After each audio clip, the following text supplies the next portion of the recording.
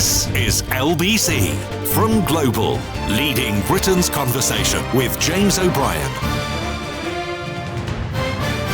3 minutes after 10 is the time. A very good morning to you. You are, I hope you've worked out by now, listening to James O'Brien on LBC, where I'm afraid I didn't watch Question Time last night.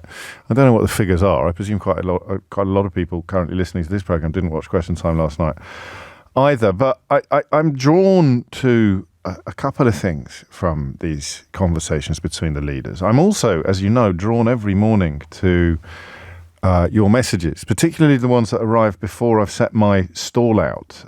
For example, JP says, James, you have to discuss Question Time from last night and how angry Rishi Sunak was with every question. The disdain towards the public was uncomfortable to watch. I've tracked this a bit, and he's a very angry man, isn't he? There's an air, a sense that he can't quite believe people aren't doing what he wants them to do. It's almost as if he sort of expects to get a biscuit every time he opens his mouth, like a child. He's like a petulant child, a sort of angry, spoilt child. And I didn't think this at the beginning of the campaign. I have to be honest with you. I had plenty of criticisms of him, but that wasn't one of them. But as it goes on, the more he is exposed to the public, the worse I think he looks. And never more so. In fact, quite a few of you picking up on this. Lawrence writes, did you notice how over it Rishi Sunak appeared?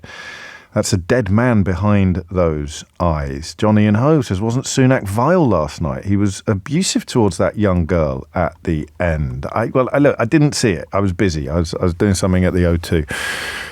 But I am drawn to one particular comment, which I think speaks volumes of what I'm nudging you towards early doors this morning. I also realised that the national service thing was announced when I was off.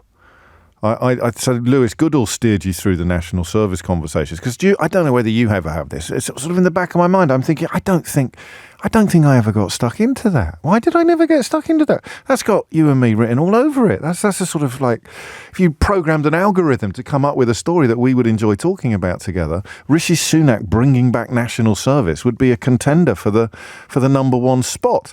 Admittedly, it would be pushed into second place by deciding to come back from D-Day commemorations earlier, but still it would be a contender for the number one spot. So I went back to I checked my calendar. I actually checked my diary to work out why it had happened. And it was announced on a Friday after I'd come off air, I think. So I never really got the chance to get stuck into it. So we can rectify that a bit today, because he's tried to reanimate the ghost of the national service debacle. You'll have a set of sanctions and incentives, and we will look at the models that are existing around Europe to get the appropriate mix of those. There's a range of different options that exist. For example? There's all sorts of things that people do across Europe, whether that's looking at driving licenses, other access to finance, all sorts of other things. The right thing to do is to allow... Access to finance? Yes. So if people don't want to do national service, what, you're going to take their bank cards away? No, there's access. there's lots of different models around Europe. There's lots of different models around Europe. This is being done in multiple countries in Europe. I don't doubt it. I'm just asking you what you think. So there's a range of things, and we will have a Royal Commission look at all of those, come back to the government and recommend what the appropriate mix of incentives and sanctions is. Sanctions. So I've tried to follow this story. I followed it from when it sounded as if every 18-year-old in the country was going to have to spend a year playing soldiers. And then I think it swerved a little bit into it won't be compulsory, or it won't be for very long. It will be compulsory. It won't be for... No, it won't be. So we had it won't be compulsory, didn't we? So and then it will be compulsory, but it won't be for a year. How many iterations is that of the policy? I don't know why I've got my finger. I'm trying to count on my fingers, but they've gone a bit out of control. So let me start again. So we'll have every 18-year-old in the country will have to play soldiers for a year. Number one. Then it won't be compulsory, number two, and then it won't be for a year, number three. And now today we find ourselves examining the possibility that young people will be sanctioned if they don't join in, which means it will be sort of semi-compulsory, doesn't it? Is that what it means? It will be semi-compulsory? So you'll be sanctioned if you don't do it, but you won't be sent to jail. It's not going to be like national service in Israel or something like that. You won't be sent to jail if you don't join in, like that amazing young woman we spoke to a couple of months ago. What's going on? What's the mindset here that allows Rishi Sunak to come up with a scheme like this and to think that it's a good idea? What I want you to do is a slightly more challenging task than usual. What I want you to do is to try to work out what he is appealing to. And I say what he is appealing to rather than who, because it's a more nuanced inquiry that way. What is he appealing to? So if I say who, then you can just say gammon or something like that. But if I say what is he trying to appeal to here? Do you know what I was thinking of this morning as I made my way down the stairs? I was thinking of that line that we have stumbled across so many times together, sometimes unexpectedly. And that line is, which has become one of those phrases that jumps from the show and assumes a life of its own. Do you know which phrase I'm talking about? Out of all the sort of phrases that can suffer a little bit from stuck needle syndrome on this programme, I don't mean you. That phrase, which I think first appeared when we were talking about Brexit with people with people born overseas whose own family had voted for Brexit in order to get rid of the immigrants. And you'd turn to your mother-in-law and you'd say, but I'm one of those people. And they'd say, no, I don't mean you. I don't mean you. I mean all the other ones, the ones that Farage talks about, not the actual real people who I know, the ones in the posters and the Daily Mail editorials. I don't mean you. But the problem is, with a blunt instrument, that it does mean you. So I found myself thinking, there's something else I've picked up on recently, is this demonisation of young people. Sometimes it's quite an ugly politicised attempt to portray them all as criminals or gangsters. It's gone on through the ages. The demonisation of the younger generation by the older generation is as old as anything. But it's particularly pungent at the moment because it adds to the divisions between the generations, when the generation that really has lost out the most is the youngest generation. The Daily Telegraph article that said they should all do national service as a way of saying thank you for the furlough. Even by the standards of the unhinged headline feature that we enjoy enormously on this programme, I must try and do one today. When you've got people writing for the Daily Telegraph about why young people must do national service to say thank you for the furlough scheme, which didn't help them at all directly. Indeed, much of the COVID policy called upon young people to endure privations in order to keep the older generation alive. But what is it appealing to? The idea that young people might face restrictions on access to finance. I presume that means loans of some kind. You can understand Fiona Bruce's confusion when she said, what do you mean? Do you mean they'll have their bank cards taken away? I presume it just means access to loans or some sort of preferential financial scheme. Or driving licenses. They could have restrictions on their driving licenses if they refuse to do national service. Now, I have a tendency, as you know, to overthink these things. And it first came to the fore during COVID. Do you remember how many times at the beginning of the COVID catastrophe we found ourselves wondering what the secret master plan was? Wondering whether it was sinister or not. We couldn't quite work out what the plan was. We found it together. Well, maybe you didn't, but I certainly found it very, very hard to believe that they didn't know what they were doing.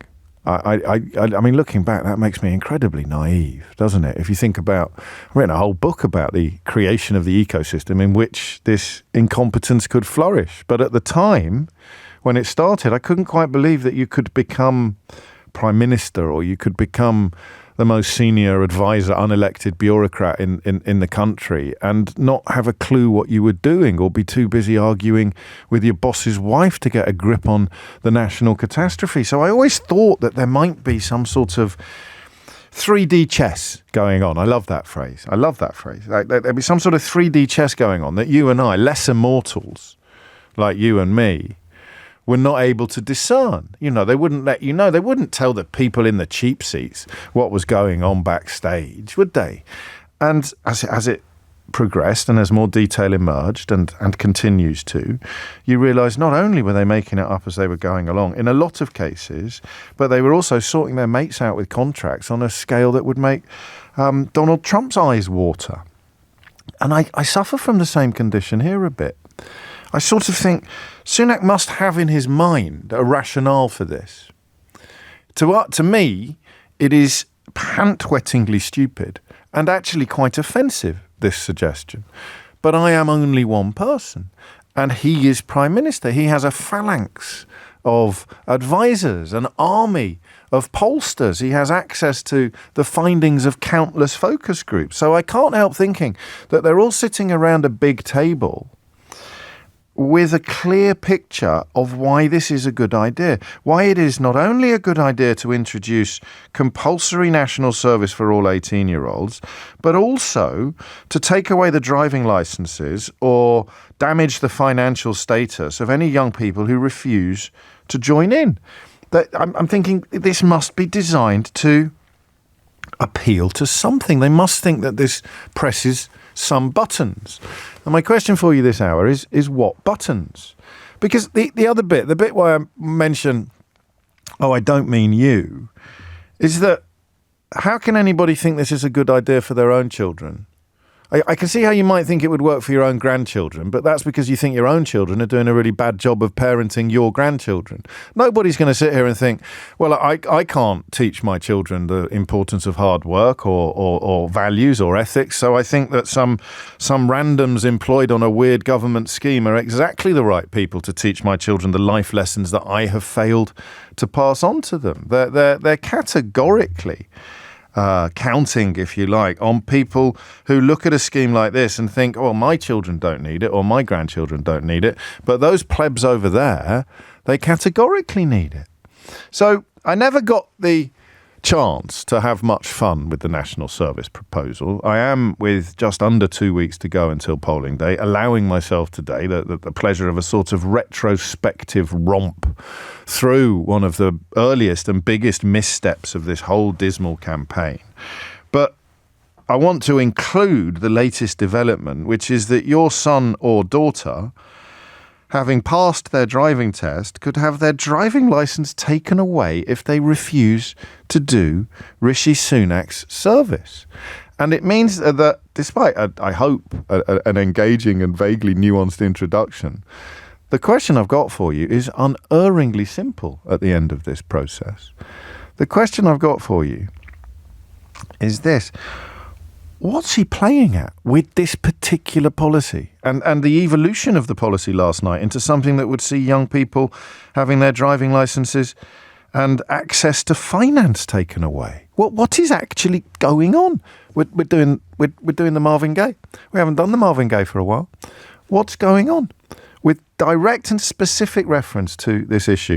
If we feel the need to venture into the deeper end of this discussion a little later in the hour, we may look at his claim about other countries, what they do in other countries. I'm constantly delighted by the evidence from my switchboard of how many people are tuning in to these burblings from countries other than the United Kingdom. So I'm confident we'll be able to get a fair old steer. And of course, loads of people living here who grew up in other countries and possibly undertook the various forms of national service that Rishi Sunak referred to last night. I begin actually with the question of whether or not, is there a country in the world where if you refuse to do national service, they take away your driving licence? But we'll move on to that. The central opener, the opening question is, Rishi Sunak, national service, confiscating driving licences. What do you think the plan is here? What do you think is going on? 0345 6060 973. James O'Brien on LBC. I haven't got the resources to check these, and I don't think they're potentially inflammatory enough for that to be a problem. But if I read out anything that you know to be untrue, let me know and I'll correct it. Sasha tells me, when I lived in Poland, I had to do national service, otherwise I wouldn't be able to take out a mortgage. So that would be an example of the access to finance that Rishi Sunak was talking about last night. Craig tells me, in Poland, young people must either do national service or go to university, which is free.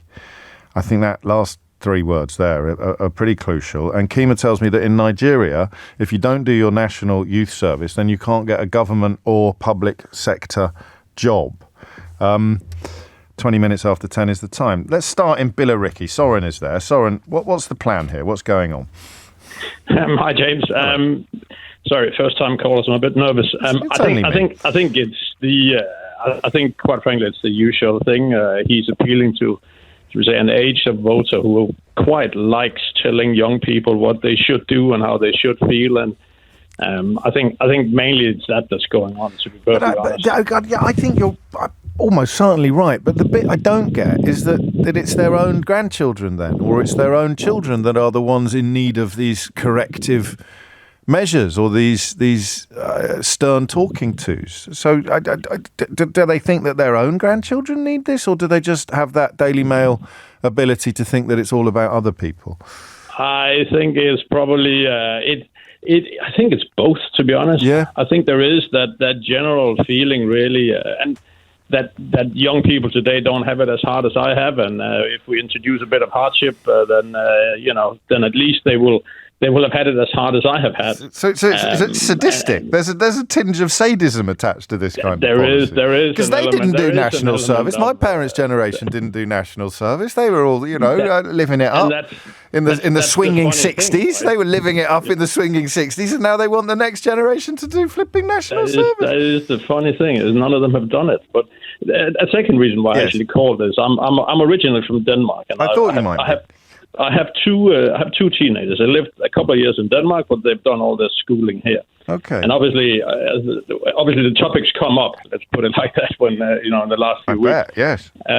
But I've actually reflected on with my kids as well that if they had stayed in Denmark, they would have been. We have national service in Denmark, and they would have been quite positive towards it, or at least neutral towards it. It would sort of been considered just, say, a step in the journey towards, the things you have to do when you finish high school. Before you went to university, you would have to do national service, or at least there was a chance you would have to. Did you do it? Yes. What does it involve? Give me a quick snapshot of what it was like. So you go when you turn 18, you get a letter from the government. You have to go to you have to go and have a medical examination. You take a number out of a hat, so to speak, and at that time about 1 in 3 had to go join the army. Today the number's probably a little bit lower, but that's also because... What did the others do? So the others basically didn't have to do anything, if you will. So what was the selection criteria? Well, so first of all, the selection criteria is you have to be a Danish male of 18. And there's about sort of 35,000 of those every year, and they needed about just shy of 20,000. So you have a medical, they check that you're sort of you're so women don't have to do it? No, although that is coming now. Okay. There's talks about that now. But quite rigorous physical checks then to whittle down the overall number by about a third. They weren't all that rigorous. I mean, if you were sort of reasonable fitness, you would pass. And then oftentimes they ask, would you like to go? I mean, if you had the opportunity to volunteer. So a lot of people volunteered because they figured, I don't quite know if I want to go to university. I'm 18. It sounds like a bit of fun. So essentially they end up a fair number of people who want to go. If you really truly didn't want to go, you could simply have said to them, look, I'm not going, and that's the end of that. Right. And you might be sent to you might be sent out to clean beaches for a month or something like that. Fair enough. There were also options in case you didn't want to go into sort of the armed service. There were options for going into you're selling it quite well, actually, Soren. You're making it sound quite attractive. But if you grew up knowing it was going to happen, it's a very different proposal, isn't it? And also, Denmark was occupied during World War II, right? So that's where it has come in. I mean, I think today it's more seen as self-development. In my dad's time, I mean, my dad was born during the World War. In my dad's time, if you didn't have discharge papers from the army, you wouldn't get a job. That was how strongly it was really felt at the time. Obviously, as time passes. I mean, the idea of retrofitting this is ridiculous. But I think you're right to, or rather, I'm right to ask you to point out the potential benefits, or at least what it actually involves, because that is a decades-old system that's carefully calibrated and designed and is free actually from party political leanings or party political bias. So I think we would be wrong to sort of chuck out the whole notion of national service. But for this country at this time, in this form, I completely understand why your teenagers would be balking at the prospect of it. 25 minutes after 10 is the time. And that notion of threat, so there's two things here that inform the necessity. And it may be that we're being a bit naive in thinking that the UK doesn't need this at the present time. But we were not occupied in the Second World War, so our grandparents' generation have that very fresh in their minds in countries that were. You are doing it to guard against the possibility of it happening again. And you don't have a threat on your doorstep. So Monica tells me that in Finland, her sons are Finnish, there is compulsory national service in either the army or the civil service. And the consensus is that it's necessary due to Putin's Russia being right next door. So the sanction for non-cooperation is through the courts. I don't know what the punishment would be, but I've never heard of anything like financial sanctions or driving licenses. That sounds ridiculous to me. So what is it designed? Whom is it designed to? Whom is it designed to appeal? Soren suggests sort of older people who don't like young people very much or have a very negative view of young people, which is, the cohort exists, but it will include your own children and or grandchildren. Henry is in Stanton St John. Henry, what would you like to say? Yeah, I just wanted to say I'm not a fan of Rishi Sunak because I think he's been a disaster. From his campaign's been dreadful, from the rain to all the cock-ups. But when he said the thing about national service, it was the one thing that I thought, actually, maybe that's a good idea. And I don't hate young people. I love young people. I've got one teenage daughter and one younger daughter. But I think they have been pampered. I've pampered my children. And I think a year in the forces, it could do them all a world of good. Think about learning to cook, learning about engineering, learning to drive really well. There's nothing stopping them from doing that already. No, there isn't, but they're not going to do it. Why not force them to do it? Because they don't want to. Well, why didn't you do it? I did CCF at school. So did I, mate. And we both know that's a completely ridiculous contribution to this conversation. I could probably identify a chipmunk aircraft from 20 yards away, but in terms of providing me with a backbone or all of the things that you're alluding to, maybe all schools are slightly different, but you're not having that, Henry, not in a million years. Why didn't you do all these things that you think your daughters should be forced to do? But then if I'd been forced to do it and I'd done it, I maybe really appreciate it. I just think the young are quite pampered, and it might just get them out of that. I hear this a lot. Well, actually, I don't hear it that much from people your age because you've got teenagers in the category, but I hear it from people a lot older than you. I think it's absolute nonsense. I think they've got it harder today. No, they've got it really hard in a way. So let's make it harder. No, I don't think that's making it harder. Well, of course it is. You've just said we're going to force them to do ththings they don't want to do. But once they do it, they might enjoy it. Well, you might. So let's make it compulsory for 43-year-olds. 50-year-olds. All right, fine, make it compulsory for me. Well, now you're just being silly. Can I just say one more thing? So, you can, after I tell you what Alan has heard in the course of your conversation. He hears you saying, I haven't disciplined my children enough, so it's off to the front for them. He's right, though. That's what you sound like. You said, I've failed in parenting, so I'd like to hand them over to some retired regimental sergeant major who can shout at them for a year in the hope that they come back grateful. My children are really well disciplined, but they I do too much for them. Do less then, man. Stop waiting for the government to step in. This is such a bizarre. Go on, say the last thing you wanted to say. The last thing I'd say, which is a little bit unrelated, but when a politician is asked a question like Keir Starmer of if he would have preferred Jeremy Corbyn to Boris Johnson, why doesn't he just say, yes, I would? Well, he did eventually. Oh, did he? Yeah. I just wish they'd answer questions. It's so maddening. He did. Okay. But anyway, that topic's in the second hour. I think that lack of discipline that you've displayed there, Henry, is grounds for you being sent off to a boot camp. I'm going to go off and join the Navy, Go for a boot camp to the... Yes, exactly. Send me a postcard. It's coming up to 10:30. You are listening to James O'Brien on LBC. Have you ever considered, asks Emma, that they secretly hate their own children? He's not... Henry's not in that category. But... that's the corollary or the contrast to the, I don't mean you. Young people today need a serious lesson in discipline and behaviour, and national service is the way to provide it. I don't want to do national service, Grandad. Oh, no, don't worry. I don't mean you. I mean those scallywags. Those scallywags over there. So that's theory number one. Theory number two is, yes, I do mean you. I do mean you snotty-nosed little rat bag. It's time you learnt some discipline. I haven't been allowed to discipline. Is this appealing to the frustrated smackers? Is this appealing to the old people who still don't accept that we don't hit children anymore for very good reason? And I put the eternal caveat in place here that all of the parents of my parents' generation who smack their children unenthusiastically, I think is a helpful word in this context, did not do so through malice or any negative impulse. It was just normal then, if you like, but it ain't normal now, and some people have a problem with that. Is this for the smackers, do you think? The frustrated smackers? 10:30 is the time. Thomas Watts is here with your headline. James O'Brien on LBC.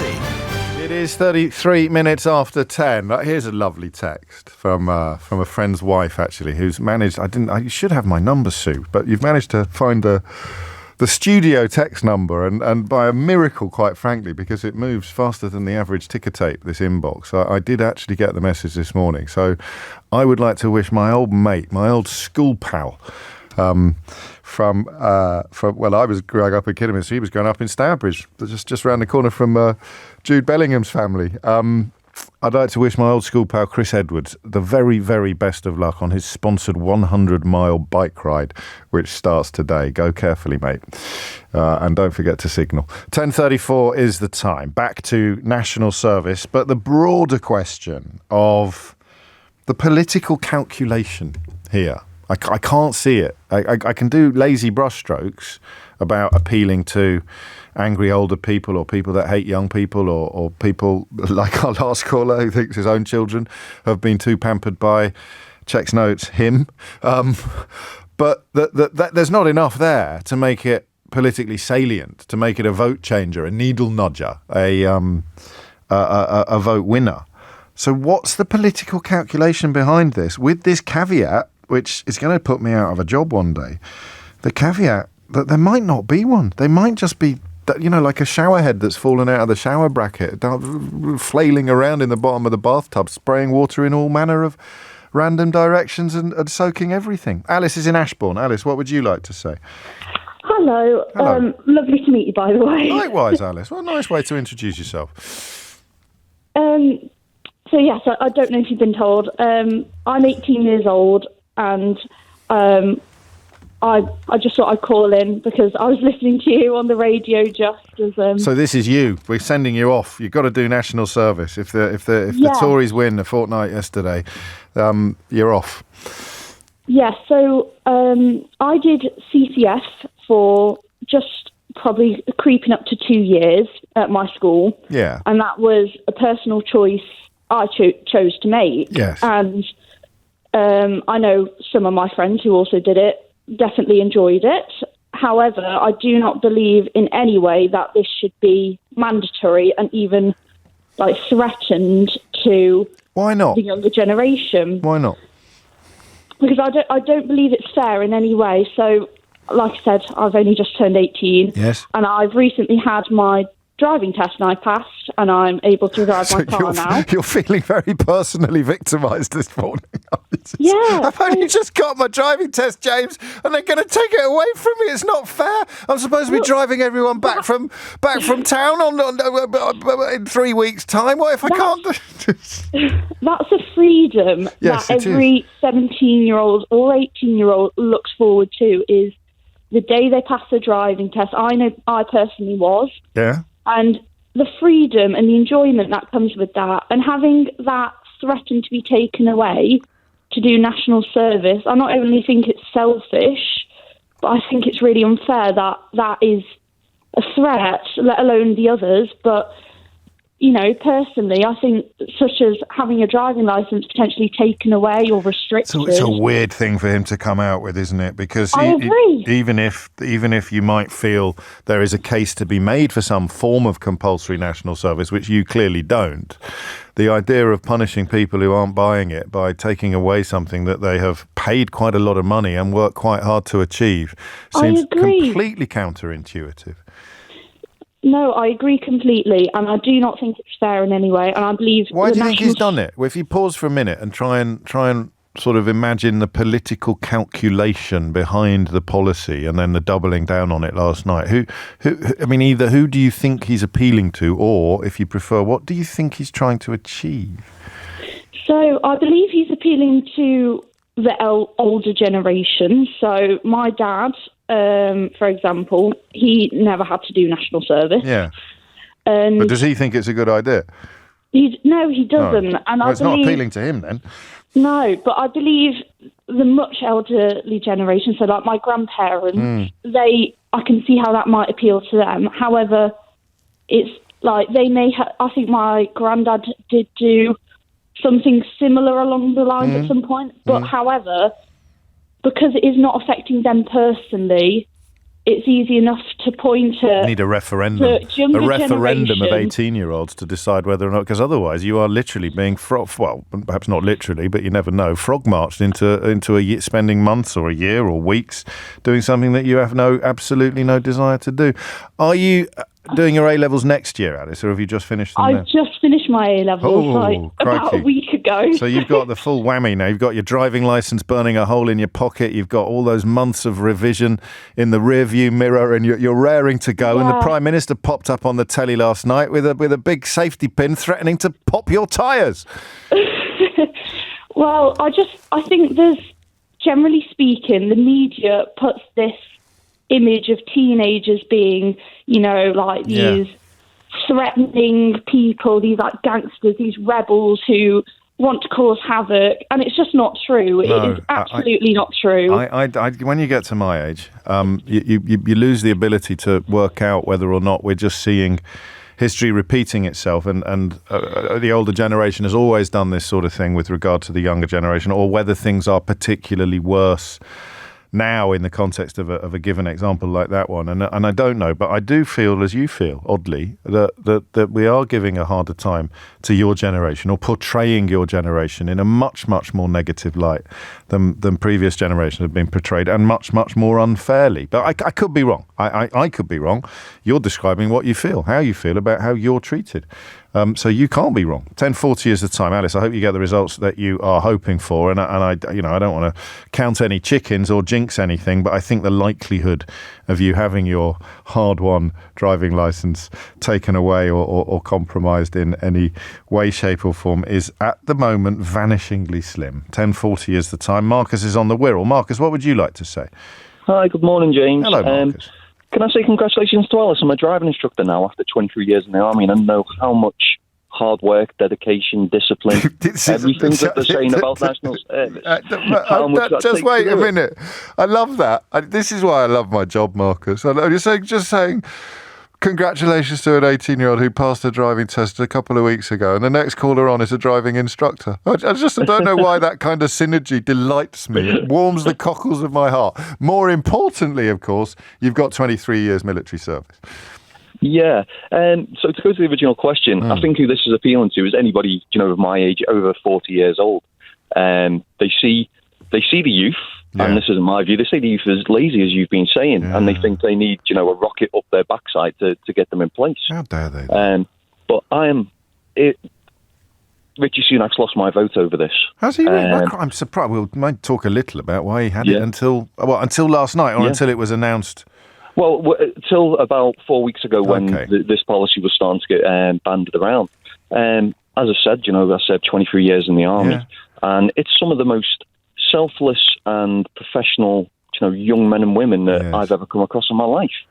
But But you have to be selfless and professional to be there. You can't just be forced into that situation. Well, it also turns it into a punishment for the people from the outside. It begins to look like a punishment, in which case the people who have signed up, who have volunteered, who have chosen to do it, are cast in quite a strange light, aren't they? Absolutely. It disgusts me because it puts my 23-year career into a box that they believe anybody can do it. That you can take anybody off the street and make them into a soldier, which you can't. It takes a certain special kind of person to be able to do that. And to put my entire career into that one box of anybody can do it, it just disgusts me. I think if I were defending it, I could put your mind at rest on a few fronts. I don't think it goes quite as far. I mean, I can't argue with you about how you feel, because it's how you feel, but I don't know that it quite casts the entire armed forces in the negative light that you describe. I'm not putting the armed forces in negative light. No, I know you're not. I mean, that this policy would go quite as far as you describe it going in the context of how the rest of us view the military, but it does certainly sort of turn it into something like a chain gang or something like a community service punishment. It's a sanction for criminality to be sent out to work in the community. Whatever you may think of that, it changes the dynamic for people who do it voluntarily. Yeah, I always ask somebody when they mention the national service, and I had it with, family members when I joined up and them saying everybody should do national service. So I always throw back and ask, how was your national service? Yeah. National service ended in 1960. Yeah, so that means anybody over the age of 82, anybody under the age of 82 now, never did national service. So who are these people to say that national service is the key when they've had no dealings with it? I don't know. The only one I've met is 50. The only one I've met was on the line a couple of calls before you, banging on about his own daughters being too pampered. I respect his position, but I don't know how big a cohort of voters that is. Well, when I heard Richie Sunak talking about it the other day on Nick Ferrari's show, and he said his daughter was looking forward to doing it. Yeah. Well, why not just join the military? If you're looking forward to doing something, actually join. Or go and do volunteering. Go and do volunteering of a different kind. There's something quite noble about volunteering, and forcing people into the same space, arguably, diminishes the nobility of the people doing it voluntarily. Thank you, Marcus. What are you going to do? Vote? Well, I can't go there, can I? Because we know where. Can I do? No, I can't. He said he's not going to vote. Let me just have a private conversation with the producer. So the national service policy has turned him off Rishi Sunak, for whose party he was previously planning to vote. Can I ask where he's going to put his vote instead? Oh yeah. Well, how are you thinking of voting at the moment, then, Marcus? I don't know. I can tell you at the last council elections, I tipped up at the ballot box, looked at the candidates, and I couldn't vote for anybody. So I spoiled my ballot by putting a big X through it, and I'll probably do the same again this time. I mean, that you are exercising your democratic right when you do that. Even in countries where voting is compulsory, the option none of the above is one of them. But it always depresses me slightly to hear that. Not because I think your behaviour is ill-advised or unjustified, but because it speaks to a sort of broader political failure where somebody who particularly allow me to say, someone who's done the sort of service that you've done should feel more of a connection with what politicians are trying to do with the country, and it's entirely the fault of the politicians that you don't. James O'Brien on LBC. 10:49 is the time. I don't know. I've probably alienated you over the years, but the fully paid up enthusiast for this scheme who isn't seeing it as a way to undo the pampering that they have inflicted on their own daughters, like our lovely earlier caller, but who hears the words national service and feels the blood start pumping through their veins with a little bit more vigour. And when they are reminded that it would affect their own children and or grandchildren, they don't feel their enthusiasm for the scheme diminish in any way, shape or form, because I can't at the moment. I can't make head nor tail of what Sunak and his mates are playing at with this proposal. It just seems, that's the word I'm looking for, it just seems silly. I may have an unhinged headline for you. In fact, it's quite a long, it's a headline with another sentence underneath. It's from a little earlier this week, but I missed it at the time. But I'm now, I don't know if you were listening yesterday. Yesterday's unhinged headline was so unpleasant that I have a horrible feeling it might have polluted the whole feature for me. am I going to be able to listen to the unhinged headline sting without being reminded of the hellscape that I introduced you to yesterday under the banner of the unhinged headline sting? Does that ever happen to you? Do you find that with names? You really like a name and then you meet someone who's got that name and they're horrible, and it puts you right off that name forever. You can't enjoy. You'll always associate someone with that name. If I have done the same to the unhinged headline sting by sharing with you yesterday the most unhinged and frankly unpleasant headline in history, then I'm going to be really upset. I'm going to be really gutted. So I think before 11 o'clock we will find out, by playing the unhinged headline sting and sharing the latest unhinged headline to catch my eye, whether or not we have done some sort of reputational damage to the whole unhinged headline feature. It's 10:51. You're listening to James O'Brien on LBC. Josh is in Dunstable. Josh, what made you pick up the phone? Well, I'm 18 years old, and so it's one of those things where you hear a policy that affects you, and it does incense you when you can't really see any sense behind it. And I think looking at that question of who is this appealing to, why are they doing it, it feels almost as if in this sort of Conservative Party political mindset, and even that of the sort of die-hard Conservatives living in this sort of Daily Mail echo chamber, that it's going to appeal to these right-wing voters that could potentially go to Reform UK, maintain that strong right-wing base, whilst who's it going to alienate? Well, it's going to alienate young people. And people 18 to 24, they're not really going to vote Conservative, if we're talking generally. No. And so really for them, it seems they've got everything to gain by just gaining a few cheap votes at the expense of demonising young people, as if it's not being done enough. Yeah, I mean, I think we're almost, I don't know about you, Josh, but I'm almost comfortable now reminding you that it ain't ever going to happen. You can never, ever, ever say never. And we used the rather unfortunate word unclenched earlier this week to describe our attitudes to the imminent election. But given that it's almost certainly never going to happen, we file everything under a damage limitation now from a Tory point of view. And that makes your analysis quite pertinent, I think. But neither of us know how many people are in. Do you know anyone in the category that you've just described? I mean, with regards to young people, obviously, I've got a large the older people, the people who he's appealing to. Do you know? The older people, I know of a few sort of family friends. Right. They would probably be not necessarily diehard Conservatives, but they would be leaning towards the right wing, and they would be saying, "Oh, maybe I'll go Reform UK," and it's something they see as, "Oh, well, this is really going to revitalise nationalist sentiment. You know, these young people, they don't care about their country. They're just, they're woke." And also it hurts people. I mean, it's policies that are designed to hurt other people, whether it's immigrants or in this case, teenagers. We can't deport you, Josh, so we're going to make you do national service. By the time of the next election, mate, you're going to be on a plane to Rwanda, so you should count your blessings. Well, exactly. I think it's very much the case. It seems that Sunak's sort of branch of Conservative, they're very much sort of populating a really quite harmful rhetoric that the problems of the last 14 years, well, they're not our fault. They're the fault of the young people. If only we'd pushed the young people around a bit more. If only we'd had fewer foreign people coming in. You're absolutely right, Josh. Have you just finished your A-levels? I have, yes.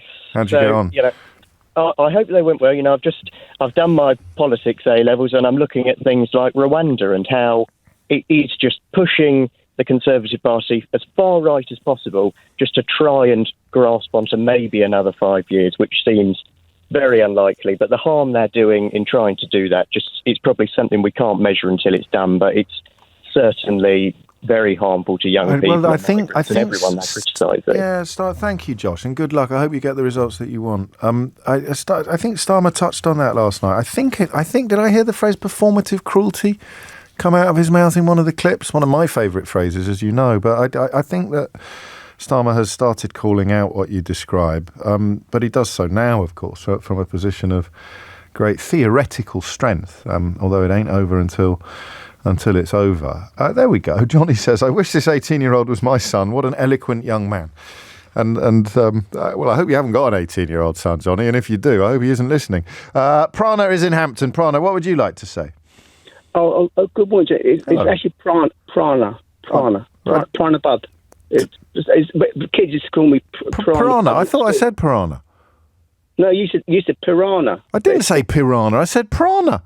But if it sounded like piranha, let's get. Hang on. All right, global player. Everybody calls me piranha. I'm not called. I would never call you piranha. That would be very fishy. You just did it again. I didn't. You just did it again, James. Well, then it's a mispronunciation. All right. Well, it's actually piranha pud, which is the full name. PUD on the end.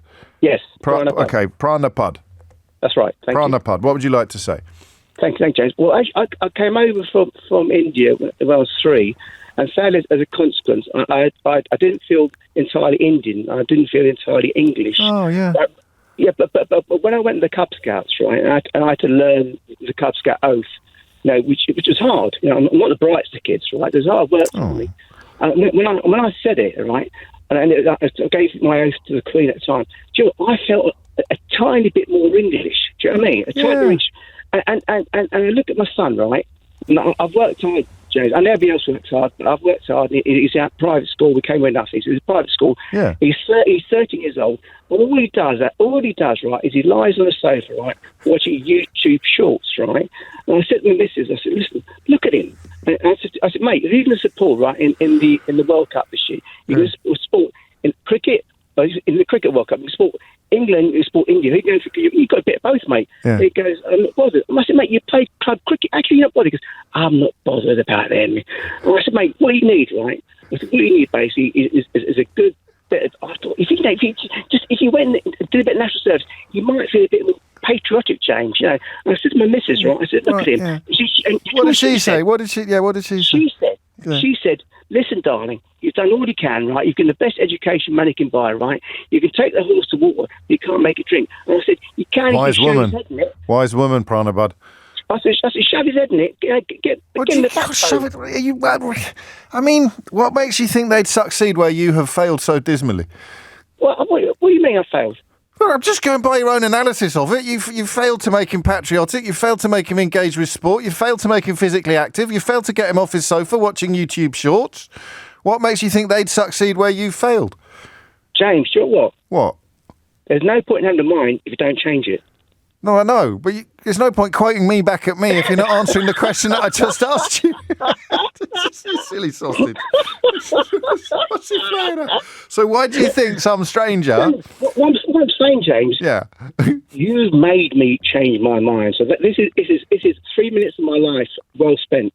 Good. Thank you. Well, you've changed your mind about your son now. So you've changed your mind about national service. Yeah, and also, in 3 minutes, right? That was easy. Although our school fees, like if you have to flat school fees, yes, it's going to hurt me a tiny bit. It's not enough to turn against Labour, right? So I'm going to vote Labour for you, James. That's I've always been a Tory. Yeah. I've changed my mind, so thank you, mate. Well, crikey. We crammed a lot into that 3 minutes, didn't we? And I enjoyed it enormously. Thank you. It is. I just probably squeeze in one more. Jacob's in Acton. Jacob, what would you like to say? Hi, James. Hello, Jacob. It's good to speak to you. My first time. Welcome. I mean, what can I say? If things keep going the way they are and the Tories get in again, you're going to be able to add some more chapters to that book. God forbid. There'll be one benefit there. No, hardly. For you, at least, but it won't be a benefit for the rest of us. No, you're not wrong. So you sound as if this policy is a little bit closer to your generation than it is to mine. Yeah, well, I'm 25 and I'm a youth worker. I have been all of my adult life. Oh wow! I love working with young people, but and I work with a diverse bunch. I've got different groups that I work with. Some of them are from a slightly more advantaged background, some from really deprived backgrounds, and they're going through real issues. And it frustrates me so much that, like, I don't know, like you said, I don't know what Sunak and his mates are thinking. No, you can't get.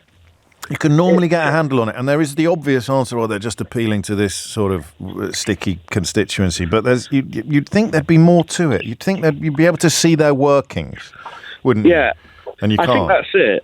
I think they're just appealing to an older audience, hoping that gets them the votes that they're scared of losing, rather than dealing with the actual issues that young people are facing. I mean, I've got several young people that are on the waiting list to get mental health support, and they have been for 12 months. Yeah. I've got another youth worker friend who's actually lost one of their young people because of mental health. No. I'm sorry. And it's just, it's ridiculous. And these schemes are not really, or at least they're not reaching you, who works in the heart of the sector, the relevant sector, as doing any of the things that need to be done. Will you forgive my ignorance if I ask you a question? I'm a little late for the news, so we'll have to both be brief. Yeah. But how do young people come to you, if you see what I mean? Do you work for a charity, for a council? Are you in a space? What space are you in? So I work for a church. We're a very community-focused church. So we don't, through that work, we don't try to share our faith. We just go out and you're doing basically missionary work with people who need help. Well, to an extent. I mean, it's not. We're open about being Christians, but we're more about just actually stepping in where the cuts of government funding have been over the last 14 years. The estate where we were lost its youth club, so we stepped in and recreated it. Wow. Okay. So you confirmed my fears that this is built entirely upon goodwill, charity, and I quite like the phrase Christian values. Whether it's fashionable or not doesn't matter. It's not something that the government. You're filling holes that the government have created effectively. Yeah, it's ridiculous. Thank you for what you do. That's lovely to hear, and it speaks back to the caller from the Wirral about how forcing people to do things that some people do through goodness or vocation or faith cheapens the rather beautiful impulses that push people like Jacob into the kind of work that they do, because you're turning around and treating it almost as a punishment for people who don't want to do it. And I don't like that. I really don't like that. It's 11:02. James O'Brien on LBC. 5 minutes after 11 is the time, and now we come to a topic that I can't quite believe we have never come to before. We have in various ways, shapes and forms, but we've never come at it directly. I said to you some time ago, and I don't expect any prizes for this, you'd already arrived at this conclusion yourself, I just get paid to say it out loud. And obviously the evidence for it comes from the more dismal moments of PMQs, when you can measure the desperation of Rishi Sunak, or indeed Boris Johnson. I don't think Liz Truss was there long enough to fall foul of this phenomenon. But did anyone else get reminded there where I said fall foul of this phenomenon by the question on Mystery Hour yesterday about why we like alliteration so much? I did. It just popped into my head. I don't think Liz Truss was around long enough to fall foul of this phenomenon. But Boris Johnson certainly did, and Rishi Sunak does it all the time. When things are going really badly in PMQs, break glass and release the ghost of Jeremy Corbyn, who of course remains in the House of Commons, or did, currently of course a candidate, but is not a member of the Labour Party. And the attempts by the Conservative Party and by, I don't want to say client media, because sometimes the tail wags the dog.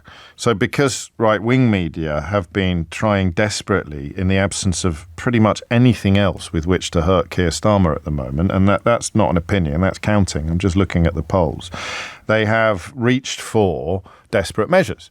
And the most desperate of measures is to hitch him to Jeremy Corbyn. It's not entirely without justification. Let's not be silly about it.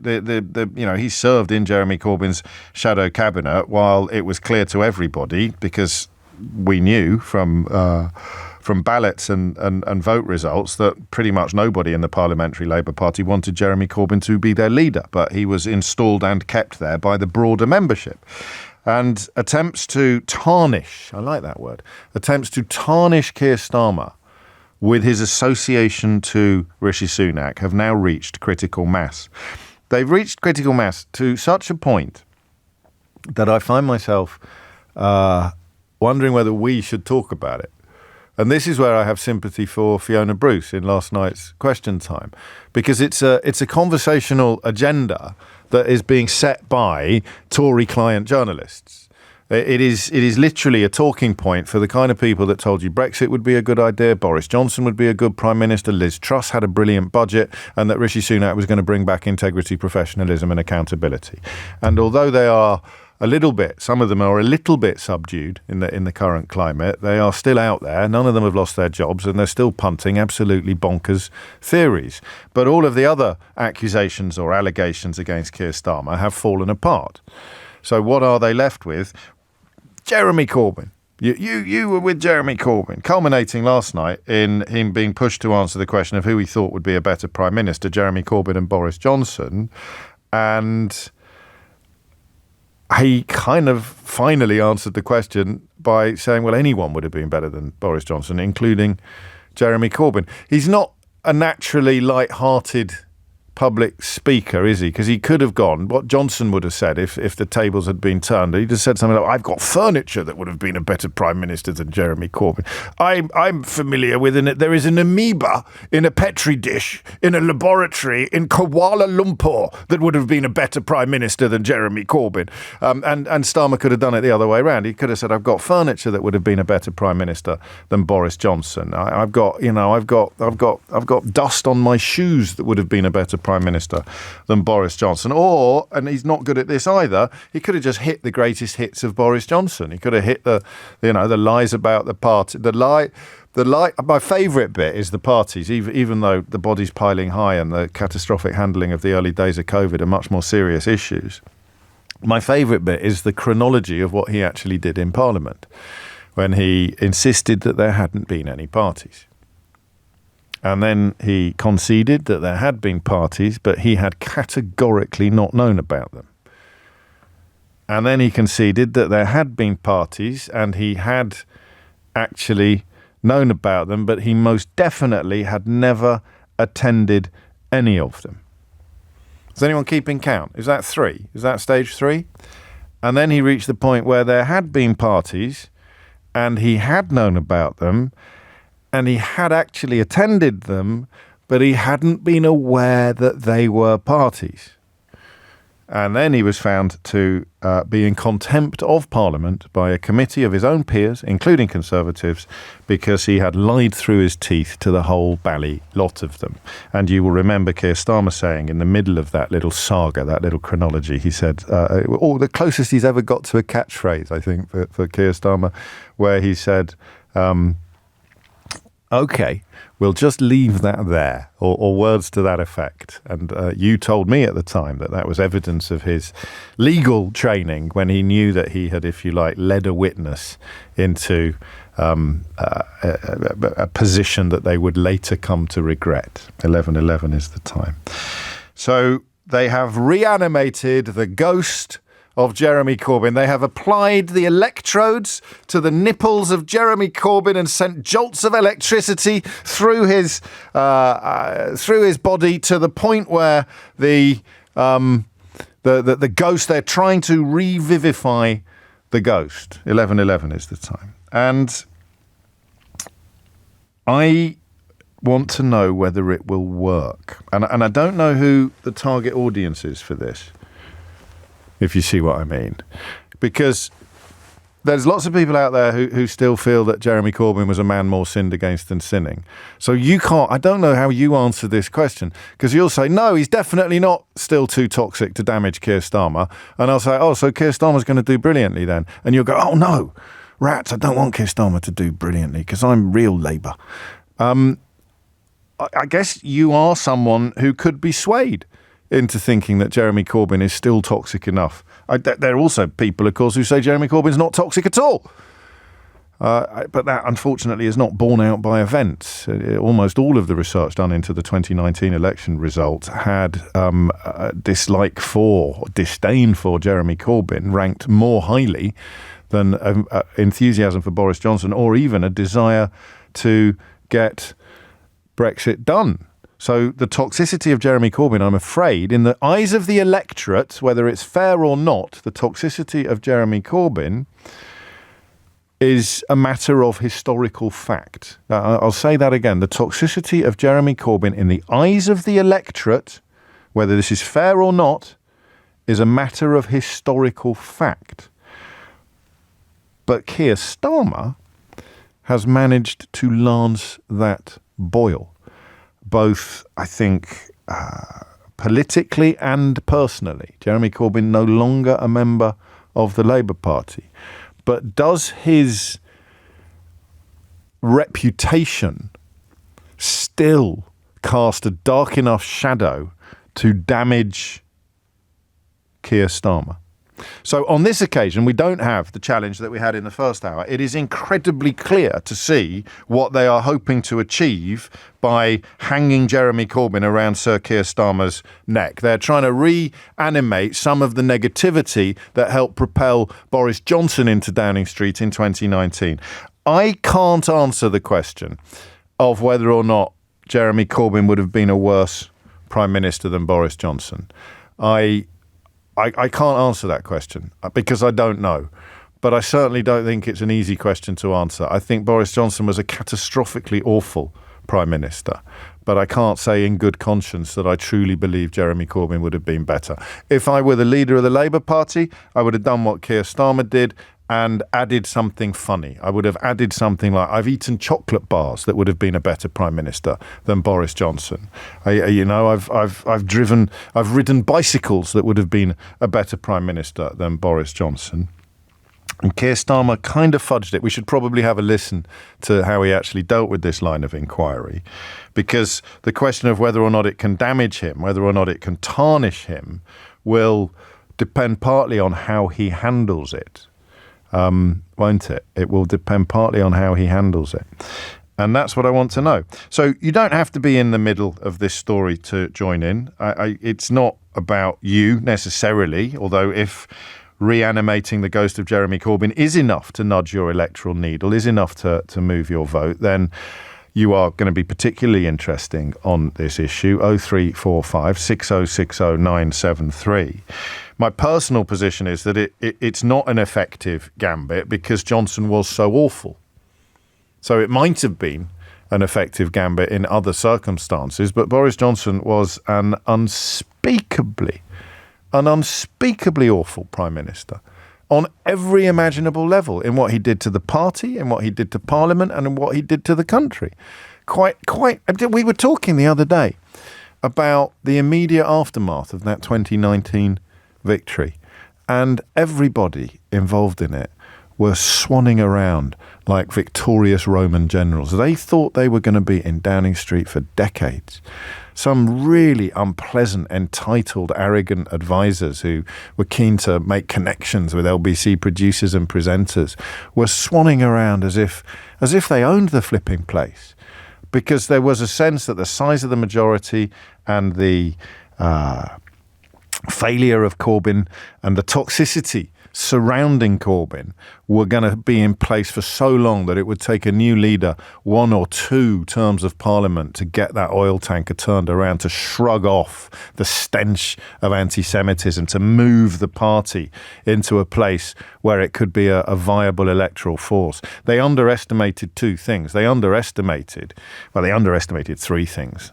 The inevitability of Brexit coming back to bite them on the backside. That always amazed me, the fact that none of them could see that coming. Now it's all about, it was always going to happen like this, or there is a great Brexit, but it goes to a different school. I'm very happy to think that anybody listening to in fact, the people who were listening to this programme during that period will be the least surprised people in the world by the catastrophe that Brexit has very quickly become. So they underestimated that. They underestimated the awfulness of Boris Johnson. That's what I used to say to you. I used to list all the things he'd done, all the things that he'd lied about, all the people that he'd lied to, whether it was his wife or his mistress or his employer or his party leader or his voters. And I used to do it endlessly because it achieved 2 things. It reminded you of how awful he was, but it also reminded you of how much his supporters and his admirers didn't care. That bit was quite Trumpian. That bit was quite shoot someone on Fifth Avenue and not lose a single vote. But they also underestimated, and I think I did too, the speed and effectiveness with which Keir Starmer would grasp this particular nettle. The speed and effectiveness with which he would dispense with that stench of anti-Semitism and sympathies for Putin's Russia and all of the other things that were hanging around Jeremy Corbyn's neck for decades, calling Hamas friends, all of the things that were guaranteed to alienate huge swathes of the electorate. I don't think anybody thought Starmer would be able to pull that off as quickly as he has. And that is why the question of whether or not the toxicity of Corbyn remains strong enough to meaningfully tarnish Starmer is one that I don't know about. 0345 6060 973 is the number that you need. So I'm afraid some of the premises behind this question are indisputable. The toxicity is indisputable. And yet the question of whether or not it remains strong enough to actually damage Keir Starmer, who served in his shadow cabinet, who publicly stated a desire to see him made Prime Minister, and who stood alongside him on countless platforms, all of those things are true. But I don't know whether or not anybody capable of being persuaded into a negative position about Keir Starmer isn't in it already. And that's what we'll have a look at shortly. Okay? 0345 6060 973. I'm not reanimating the Jeremy Corbyn debate. It is a matter of historical record that the electorate found him toxic. But is that toxicity still strong enough to make Keir Starmer's associations with him electorally damaging for Keir Starmer? And we'll hear how he dealt with that question himself after this. James O'Brien on LBC. It is 22 minutes after 11, and I've changed my mind. As Prana Bud reminded me earlier, there is no point having a mind if you never change it. I think it might work. I think if you're a wobbly Tory, then possibly the ghost of Jeremy Corbyn is still scary enough to spook you. It took me 20 minutes to do that introduction, and I didn't get to that. That's a great line. Is the ghost of Jeremy Corbyn still scary enough to spook voters? Lewis is in Caerphilly. Lewis, what would you like to say? Oh, hi, James. Hello, you'll Lewis. You'll have to forgive me. I'm a little bit nervous about this one. It's only me. Oh, I know we've spoken a couple of times, but usually it's on my subject area, which is academia. Okay. I'm a lefty academic, yes. And I actually joined the Labour Party when Corbyn was in charge. Yeah. And I'm one of those people who doesn't actually feel that Keir Starmer is left-leaning enough for my taste. Fair enough. But weirdly, I'm also not ideologically so kind of stuck in my ways that I would be one of these people who says, no, I couldn't vote for Starmer. Because you've only got a choice, really, between two prime ministers 2 weeks yesterday, haven't you? And that is why a lot of people like me voted for Jeremy Corbyn last time, although I'd probably deploy the Keir Starmer defence and say I didn't really think he had any chance of being Prime Minister, so I never really had to do that calculation on who would actually be worse, Corbyn or Johnson, which is where they've pushed Keir Starmer to in the last 24 hours or so. Which I think is a strange place to push into, because he keeps using the phrase, and so does everybody else who do the media rounds, this is a changed Labour Party. Yes. So in breaking the emergency Jeremy Corbyn glass, it's actually giving him the opportunity to distance himself from it. Politically, I think that's incredibly naive of the Conservatives, but then, everything they've done in this campaign has been politically very naive. Not quite everything, because what I mean, I choose my words carefully because I don't want to either sound condescending or portray you as condescending. But this could appeal to people who aren't thinking about it quite as deeply as you are. Well, that's a problem. Or as paying as to think about things quite deeply. Or people who aren't paying as much attention as you are, because they're saying that what you've got is the ghost of Jeremy Corbyn.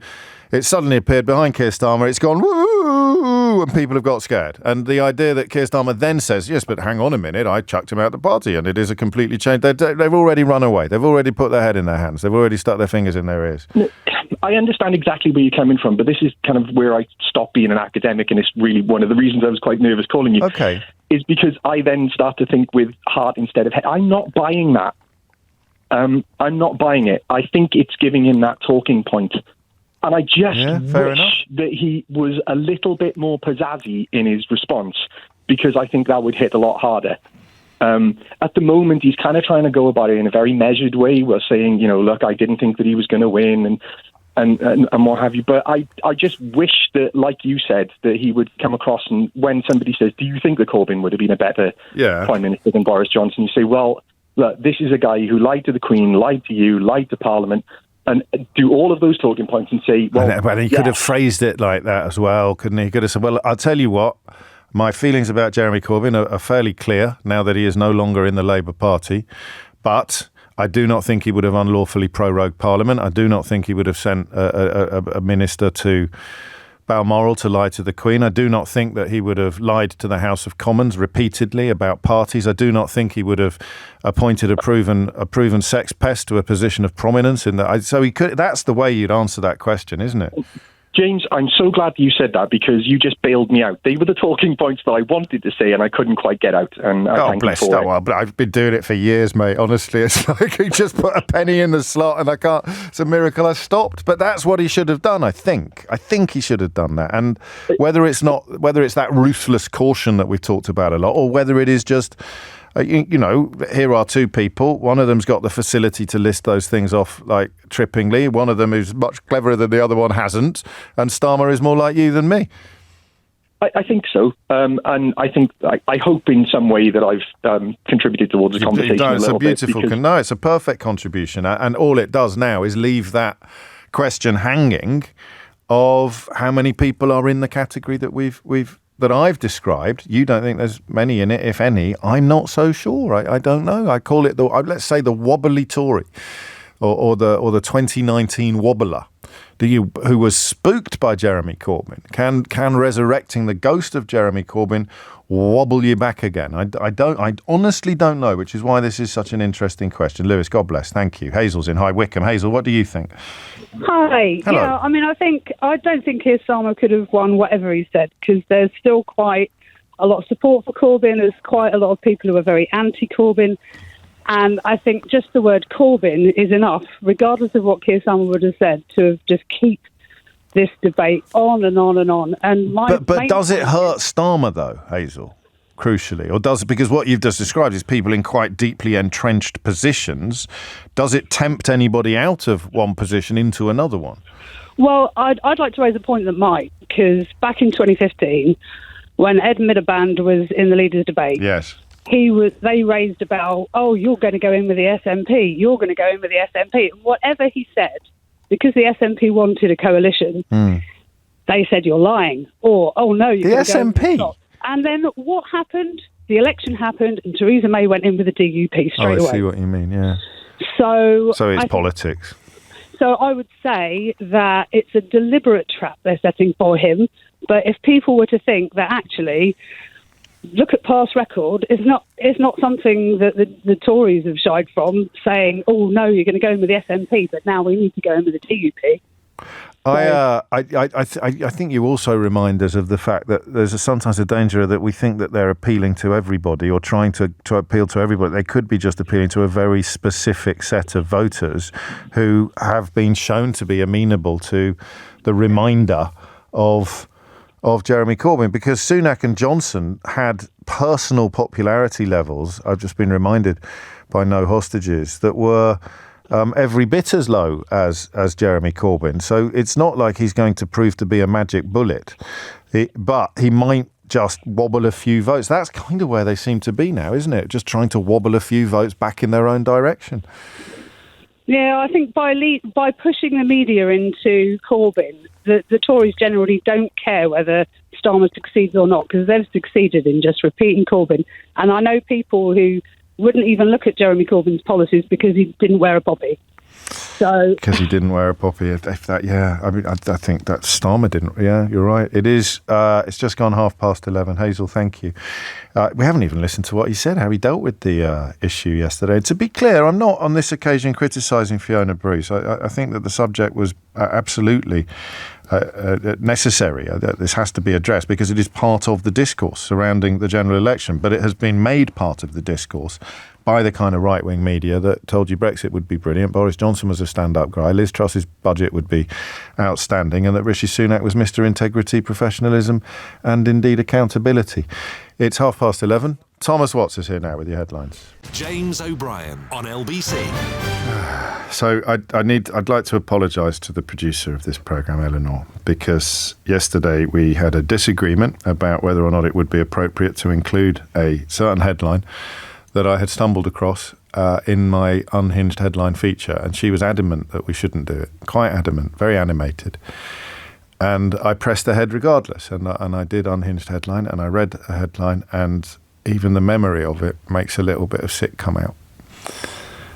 And I know that a lot of you responded in exactly the same way, and I'd like to apologise to you as well. I think that I let Eleanor down, I let you down, but most of all, I let myself down. And what I'm worried about now is whether or not yesterday's Unhinged headline was so profoundly unpleasant that I've ruined the entire feature for all of us. So I'm about to hit the sting again. All right, Keith is about to hit the button. We're about to hear the sting, the Unhinged headline sting, and we're about to find out whether or not we have spoilt it forever, polluted it forever with yesterday's truly disgusting. I see it's a disgusting headline yesterday. It's not an unhinged headline. It was unhinged, but it was unhinged to the point of disgusting. And the comedy, I think, dissipates when you move from unhinged to truly gross. And no, I'm not going to read it out again, not in a million years. You can go listen back if you must on Global Player to yesterday's programme, but there's no way I'm going to read it out again. So we go back now to the traditional territory of Unhinged headline. Perhaps inevitably, we turn to the Daily Telegraph and we find this. Unhinged headline. Britain is about to pass the point of no return.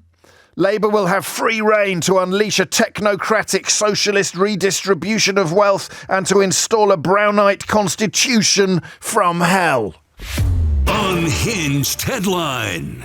I think I'm all right. I'm all right. Are you all right? Are you? Yeah, I'm not 100. I'm okay though. I'm definitely not okay. If you see what I mean. I think we'll be all right. We'll probably find out on Monday. I'm not reading it again though, and I'm sorry to everyone who's upset simply by me mentioning it. Let's have a listen to how Keir Starmer actually dealt with the attempts to reanimate the ghost of Jeremy Corbyn. Can I just remind you, because also you backed that manifesto, you also said in February 2019 that Jeremy Corbyn would make a great Prime Minister. Now, you said already you thought you weren't going to win that election.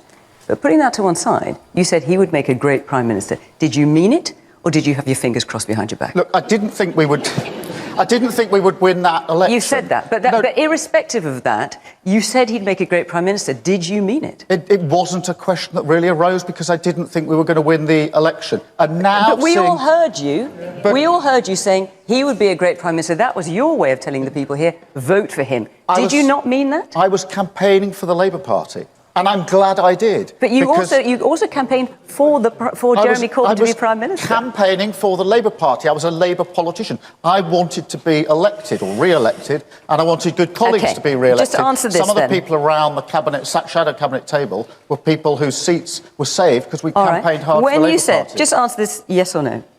When you said Jeremy Corbyn would make a good Prime Minister, did you mean it?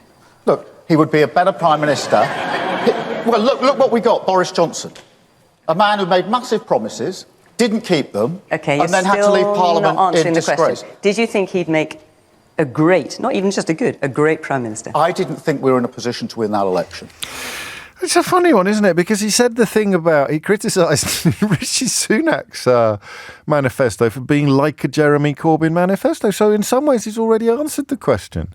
But I guess it's his own integrity that comes under question if he says, I said something that I didn't mean. So he avoids actually saying it out loud. Back to the question of whether it will work. Phil is in Chippenham. Phil, what do you reckon? I'm thinking the Conservatives are desperate. I think everybody knows that, though, in a terrible state. And hemorrhaging votes, the polls are awful, it could be historically bad. And so grasping anything, what can we do? And there's policies like the National Service. And I think of all the policies, this actually could be... It's not, to be clear, I know you know this, but just for the benefit of the tape, it's not a policy, is it? It's a tactic. Sure. Yeah, a tactic, absolutely. And I think of all the tactics, this could be one of the most effective. I think it's generally thought that people tend to pollsters, they're less inclined to give right-wing opinions. For example, Brexit, if you like, the pollsters right up to the minute, and apparently people were ashamed to say that they would vote for Brexit, and when it happened.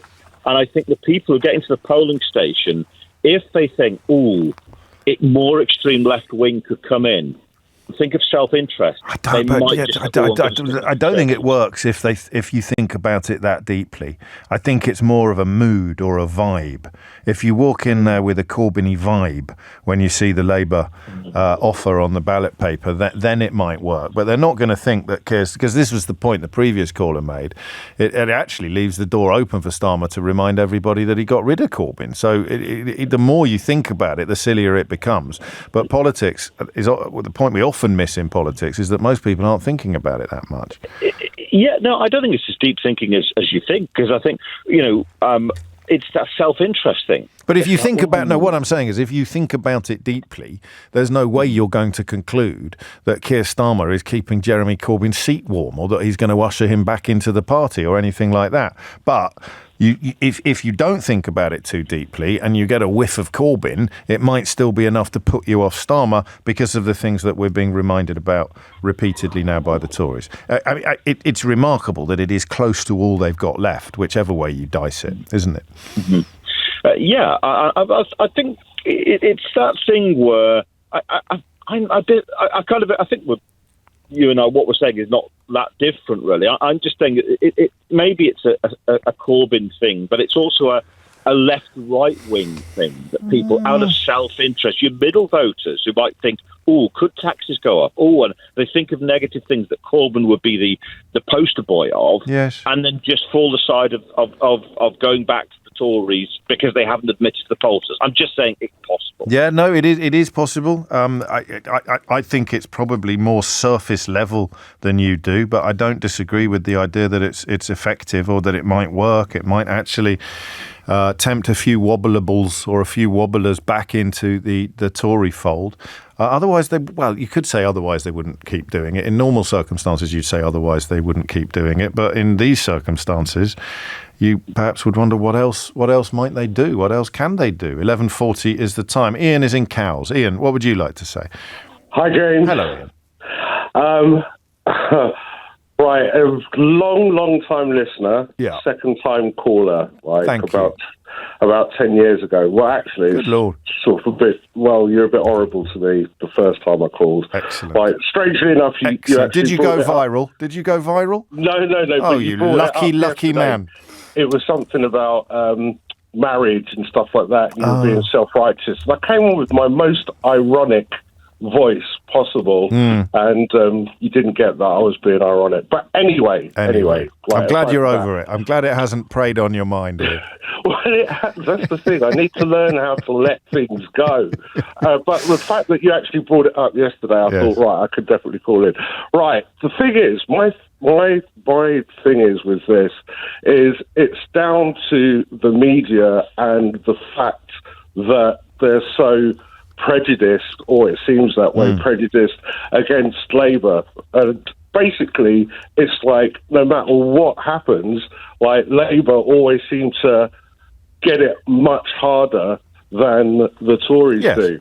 So, for instance, with the whole Jeremy Corbyn thing, when, like, for instance, any of the Tory politicians come on your show and they're saying, oh, blah, blah, blah, but, he's he's still, you can't trust him because of Jeremy Corbyn.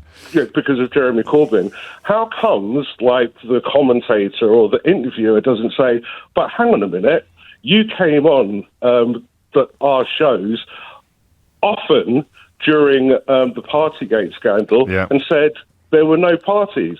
They don't hold him to account. You're talking about interviewers. I mean, interviewers. I think you're absolutely right. Michael Gove tried to defend Dominic Cummings' eye test, claiming that he was on Nick's show and he started actually trying to say, before he actually collapsed under the weight of his own absurdity, he started trying to claim that he too had often gone on car journeys in order to test his eyesight. But I think he realised what was about to come out of his mouth and sort of gave up. So what you're reminding us, what the Tories have defended and allowed, up to and including Liz Truss's budget, actually, is as nothing compared to having sat next to Jeremy Corbyn for 3 years. I do, exactly. And so actually... Doesn't mean it won't work. It doesn't mean it won't work, Ian. But it is working. Yeah. That's the point. I listen to the phone-in all the time. By the way, I've got to say, even though I was what I said at the beginning... I think you were very unfairly treated, clearly, 10 years ago. I listen to you every day because you're the voice of reason. Oh, you're very kind. I'm sat here and I'm listening to what's going on, and I'm thinking, can nobody else see this? Can nobody else see what is going on? Please. So then I listen to you the next day because you'll generally put it straight and make me realise. You'll feel, you'll think, I'm not alone. I'm not alone. Old James is there for me. Even though he was a right prat to me 10 years ago, he's still got his head screwed on right. That's what you say to yourself, isn't it? I think you've nailed this, though. I'd forgotten about this. So anybody now doing the whole, but what about Jeremy Corbyn thing, should really be hitting every Tory minister with the, remind me where you were on the Liz Truss budget, remind me where you were on Partygate. But they don't. Yeah. The only person who obviously does it, but I actually heard Andrew Marr last night actually talk about it. You should actually troll that out and play it back because he was like, he's in a political party, and basically you have to, if you're in the shadow cabinet or you're in the cabinet, you have to support what's going on or resign. Yes. And so what? Was he supposed to resign because of Jeremy Corbyn? Like all the Tory politicians now who are backing Rishi Sunak to save their seats, are we going to turn around to them later on and say, well, Rishi Sunak was a terrible, terrible Prime Minister, but you supported him? With Truss. I mean, you look at what the papers did with Truss, and it actually beggars belief, Ian. The speed with which they moved from describing it as the finest Tory budget ever. Nigel Farage described it as the best Tory budget since 1986, although I think he was getting mixed up with 1988. I could be wrong. Daily Mail describing it in incredibly strong terms. People at the Telegraph, the Express, greeting it as the finest fiscal event in the history of fiscal events. Fast forward 30 or 40 days. And they're all not only insisting that she has to go, but pretending that they were never big fans of hers in the first place. But hey-ho, Jeremy Corbyn. James O'Brien on LBC. It is 11:49. You are listening to James O'Brien on LBC, where we have a slight change of gear at the moment. Ian Goldin is the Professor of Globalisation and Development at the University of Oxford. His latest book, The Shortest History of Migration, is something that I wanted to bring to your attention because it wades into territory that is, in election periods, even more febrile, perhaps, than it is the rest of the time. And it attempts, I think it's fair to say, Ian, it attempts to bring facts to territory that is ordinarily dominated by feelings. So why did you write it? I wrote it because this is such an important topic, because I feel there's so much noise and smoke, but very little light around it, and that it needs to be better informed by facts, by a historical perspective, by an understanding of that we're all migrants, and we deny that at our peril, and that migrants are going to be vital for our future in the UK and elsewhere. So it's trying to put the debate into perspective, and it's also trying to take on board some of the negative arguments around it. Why is there this disconnect between what economists tend to think and what politicians and the public tend to think? What politicians publicly profess to think, because, of course, privately they're being advised by the economists who make precisely the opposite point.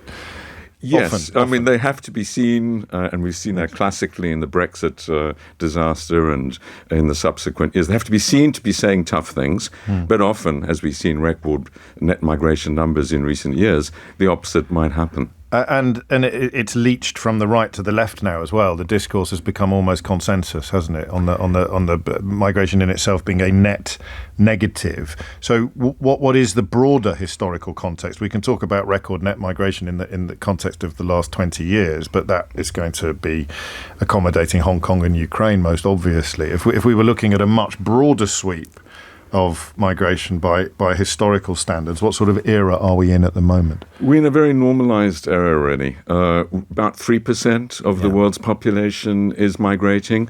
That's been a constant number for over 100 years, really. Until the First World War, of course, there were no passports. There were no borders as we know them today. And so not only the documentation of it, but the freedom to move was something completely different. There were much higher levels of migration in the latter parts of the 19th century, the age of mass migration. Sometimes 20% of the US population was migrant, 30% of the Argentinian population, and mass out-migration. A third of Ireland moving out. The Irish population is still much smaller today than it was in the 1850s, for example. And they're having their controversies Sweden, at the moment. Italy, these mass movements of people in the second half of the 19th century. Then we go into an age of control, which is really the First World War post-period, and that's been relatively stable at about 3%. Of course, there are many more borders. Yes. So you'd say people that used to go from one place to another, say in the Soviet Union, of course, weren't crossing a border. Now they are. So actually, it's remarkable that the numbers aren't much higher.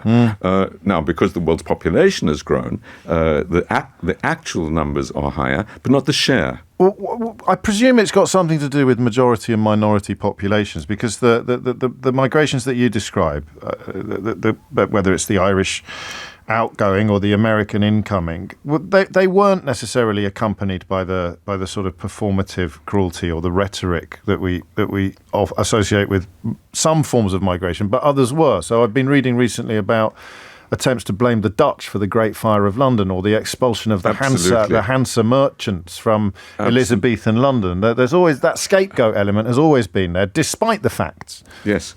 Yes, I mean, generation after generation for the last 1,000 years in the UK and the same in other places, the latest wave of migrants get regarded as the troublemakers, as the sources of problems, and so forth. Of course, often they left because they had to. The pogroms in Eastern Europe. You've spoken eloquently about the impact of the Nazi regime in Germany and the failure of Britain to accept people then. But it's not always, and of course the Great Famine in Ireland propelled people out. But it's always been this rather strong for us. On the other hand, into the US, for example, people were often welcomed. And one of the things that happened in the first half of the 20th century is many governments, including this government in the Windrush, had massive programs to bring people here. In the 1950s, the UK was going out searching for people. It had recruitment agencies. It was paying for people's voyages to come here.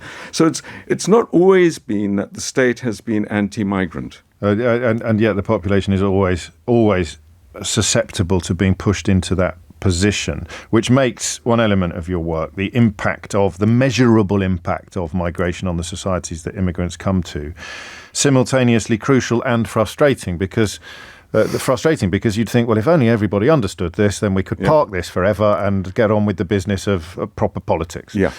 From an economist's perspective, it's really very difficult, because there's so much contribution in the short term, because migrants tend to be more workers and less dependents.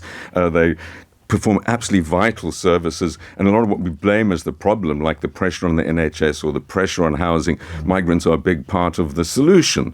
But that gets drowned out by the fact that the costs are often felt by communities in the short term, and it's rather like trade debates. There are places, and I think we need to empathize with people in these places, that are feeling pressures on social services, pressures on housing. There's been a massive cut in public housing in the UK. There's been a movement of people to where the new jobs are.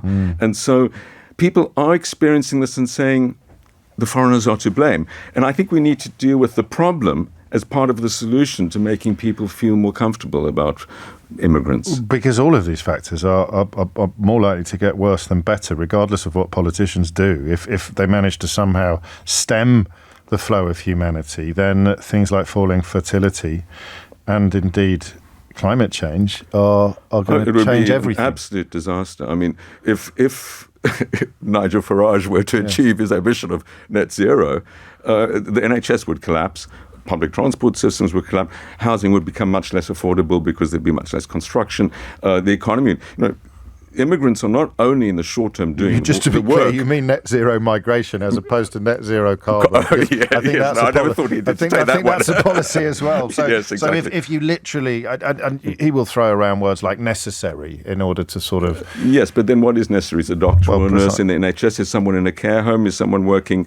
And if we want to keep our great universities great, we have to have foreign students as well. So, what is necessary and how do we do that? But I think the other point about this is that it's not only the short-term work, it's the dynamism. So migrants are much more likely to start new businesses. Something like 40% of the startups in the UK, the patents, the new innovations in the US, well over half the founders of the big new companies are immigrant. So it's the dynamism going forward. And we want to improve growth. We want to improve productivity in the UK. We're going to have foreigners as part of the solution. I love this series, The Shortest History, because you come away with it much better equipped than you went into it. This is the shortest history of Germany, perhaps. People may have read. But your book, The Shortest History of Migration, does deliver what it does, but you suffer from something I suffer from a bit as well, is that the people who really need to read it are the ones that are least likely to, aren't they? Well, I did another book on migration about 10 years ago, Exceptional People. The subtitle is How Migration Shaped Our World and Will Define Our Future. It was published by Princeton University Press. Very few people read it. So this is my attempt to reach it. And I think I've had great success because I've gone onto your show. Well, I hope we push people, I think towards it. I'm certainly more success than I had last time round. Well, I can only apologise. Blame the Princeton University press office. Final question. How dismayed are you, and I know you write about it, about the successful conflation, and you have to conclude a deliberate conflation of economic migrants and refugees, genuine I think refugees. It's a tragedy. Over 60,000 people have died in the last 10 years trying to cross borders in the Channel, in the Mediterranean and elsewhere. I think, as you've said previously, there's a legal framework for refugees, people that are in legitimate fear of their lives or persecution. This is very clear in international law. And we need to distinguish very clearly the ethical, legal, moral responsibility we have to accept refugees and give them safe passage, and economic migrants where we do have the choice, and I think it is the right that governments have the choice. I'm absolutely comfortable with that debate. Let's have the debate on economic migrants, but we need to accept that what's happening on refugees and the conflation is a tragedy and it's a complete travesty of international law. I didn't do this at the beginning of the interview because I didn't want to embarrass you, but I've interviewed quite a few authors over the years and quite a few biographical notes, but this one jumped out, I think, and merits repetition on air.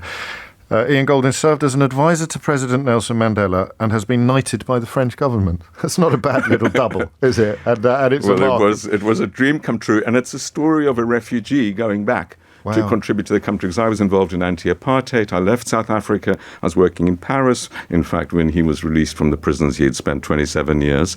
And he came to Paris, invited me to go back, be his economic advisor and run the state bank, which I did.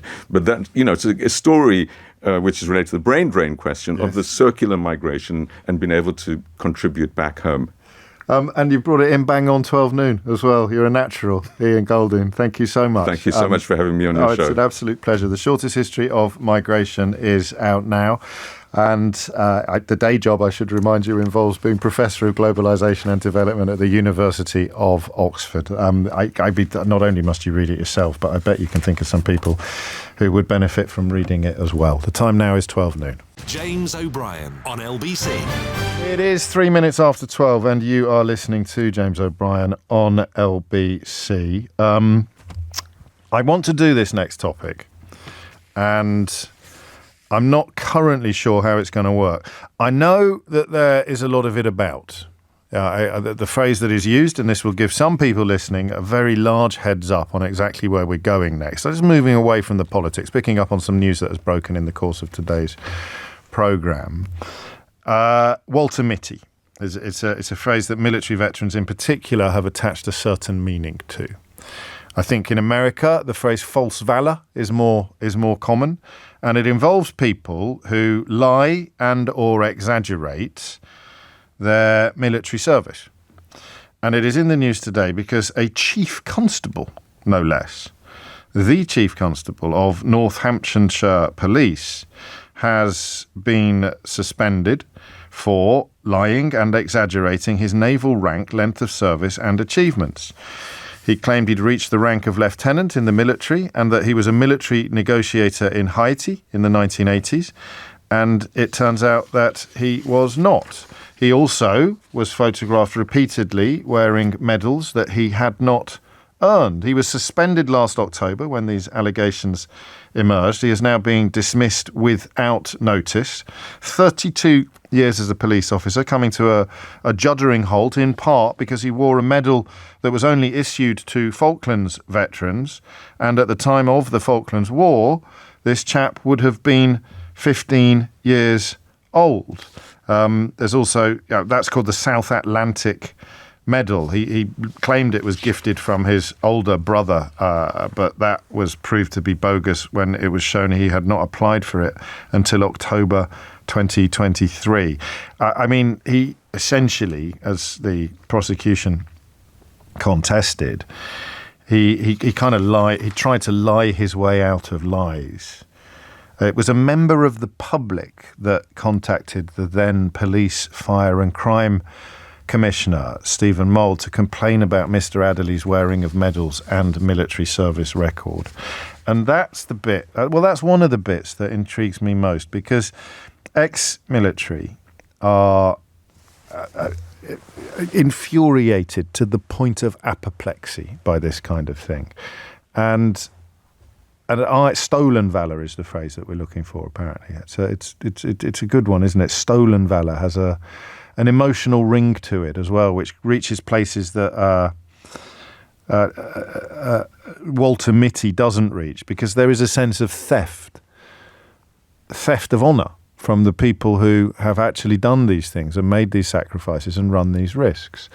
So I want you to tell me, if you're in this world, whether or not you've ever come across it and what you've done. I mean, we'll have to be a little bit careful legally, so don't mention any names. But I want you to talk to me about your unmasking of Walter Mitty's, because there are groups, I know there are, and there are people who are dedicated to this kind of thing. But then there's two other things I want to do as well. You've got, because psychologically there's something going on here that is not easy to understand. Why would anybody do this? That's easy to understand, right? It's because they want to accrue respect and admiration that they have not done anything to earn. But you would then conclude that it's only the kind of thing that would be done by someone a bit soft in the head, to put it, a little bit politically incorrectly, a phrase we used to use a lot. Someone who wasn't really thinking straight, or someone who was a bit daft. I mean, how on earth? But this man had risen through the ranks of the police force to become an actual chief constable, and yet somehow the siren lure of presenting himself as something he was not was so irresistible that he jeopardized his entire career and reputation when he didn't, if you like, have to. He would have been a respected... That's what I'm trying to say. Somebody who has no respect, somebody who has no status, somebody who has achieved nothing in life. I can completely understand how they might end up lying about military service in the hope of accruing some false valour. They are stealing somebody else's valour, but their own valour is false. So I get that. If you've got nothing going on, right, then you could be attracted to the idea of fake status or bogus reputation. But why would somebody who had plenty of status and a highly esteemed reputation behave in this way? Hit the numbers now. You will get through a little bit of amateur psychology on a Friday afternoon. What's not to like? 0345 6060 973. I don't think the police have got particular questions to answer, because judging someone's suitability to be a police officer doesn't really involve going over every anecdote they've ever told, or every non-police medal that they've ever been photographed wearing. That some of the detail from the hearing, the misconduct hearing, is breathtaking. And they can't quite believe what he did. When he talks about, the prosecutor talk about his audacity, to describe his audacity to be quite staggering. He'd lied over many, many years with arrogant temerity. They're looking at other matters now, so the case is still live in some ways, looking at misconduct in public office and fraud by false representation. We don't need to go there until those matters are complete. But this gross misconduct hearing has reached absolutely crucial conclusion that a Chief Constable lied and exaggerated his naval rank, length of service and achievements, up to and including wearing medals that he was not entitled to wear. So why would a high status individual do this? I like that question a lot. I also quite like the phrase high status individual. But it narrows us down, doesn't it? It filters out people who are a bit ashamed of what they are, a bit ashamed of who they are. If you're a high status individual, why would you do this? 0345 6060 973. And if you've got personal experience of it, I just want to hear your story. I'm not going to insist you provide us with any amateur psychology or insights into what you think was going on in the mind of the person that you busted. What I want you to do is talk to me about what you encountered, and especially, so I know it goes on a lot, and so some people listening will have loads of stories, but I'm interested in all of them. But when you first discovered that this phenomenon existed, what did it do to you as a veteran?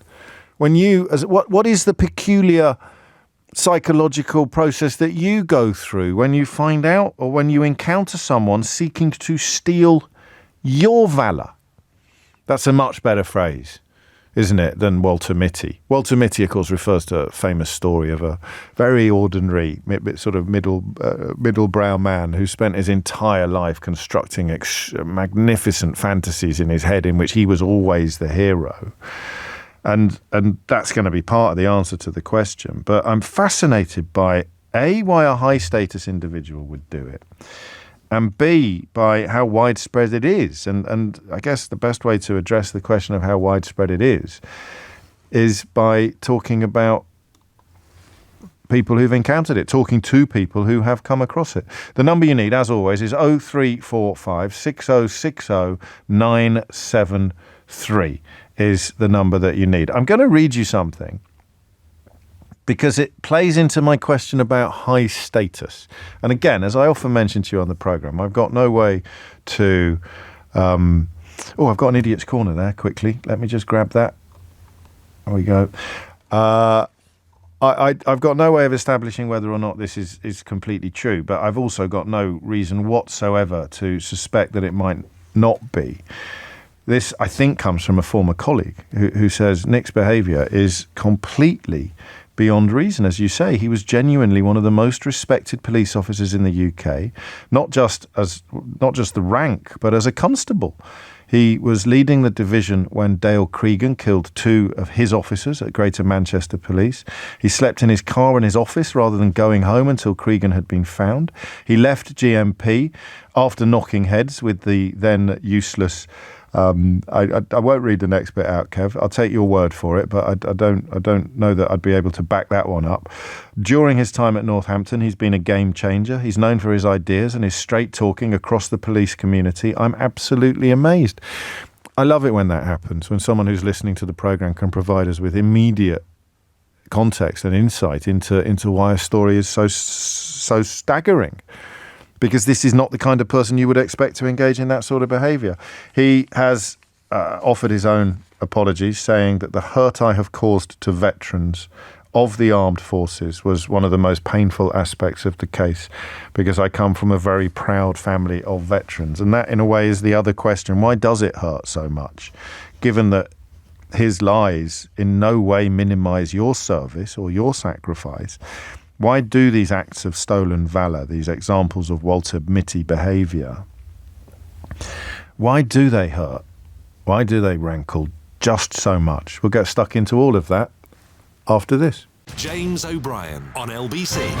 It is 12:16. Ian Goldin, who made quite an impression on you, judging by the messages coming in response to that interview with him, and the quick heads up about his magnificent new book, The Shortest History of Migration, of course, mentioned Windrush. And we return to Windrush-related territory shortly in the programme with news of a new play that is opening at the Watford Palace Theatre, and also news I should probably have brought you yesterday of a conclusion to that case that Amelia Gentleman was telling us about a couple of weeks ago, looking into whether or not Suella Braverman had behaved unlawfully in some of her treatment of or behaviour towards the Windrush victims. So that's on the way before one. Until then, matters military, stolen valour.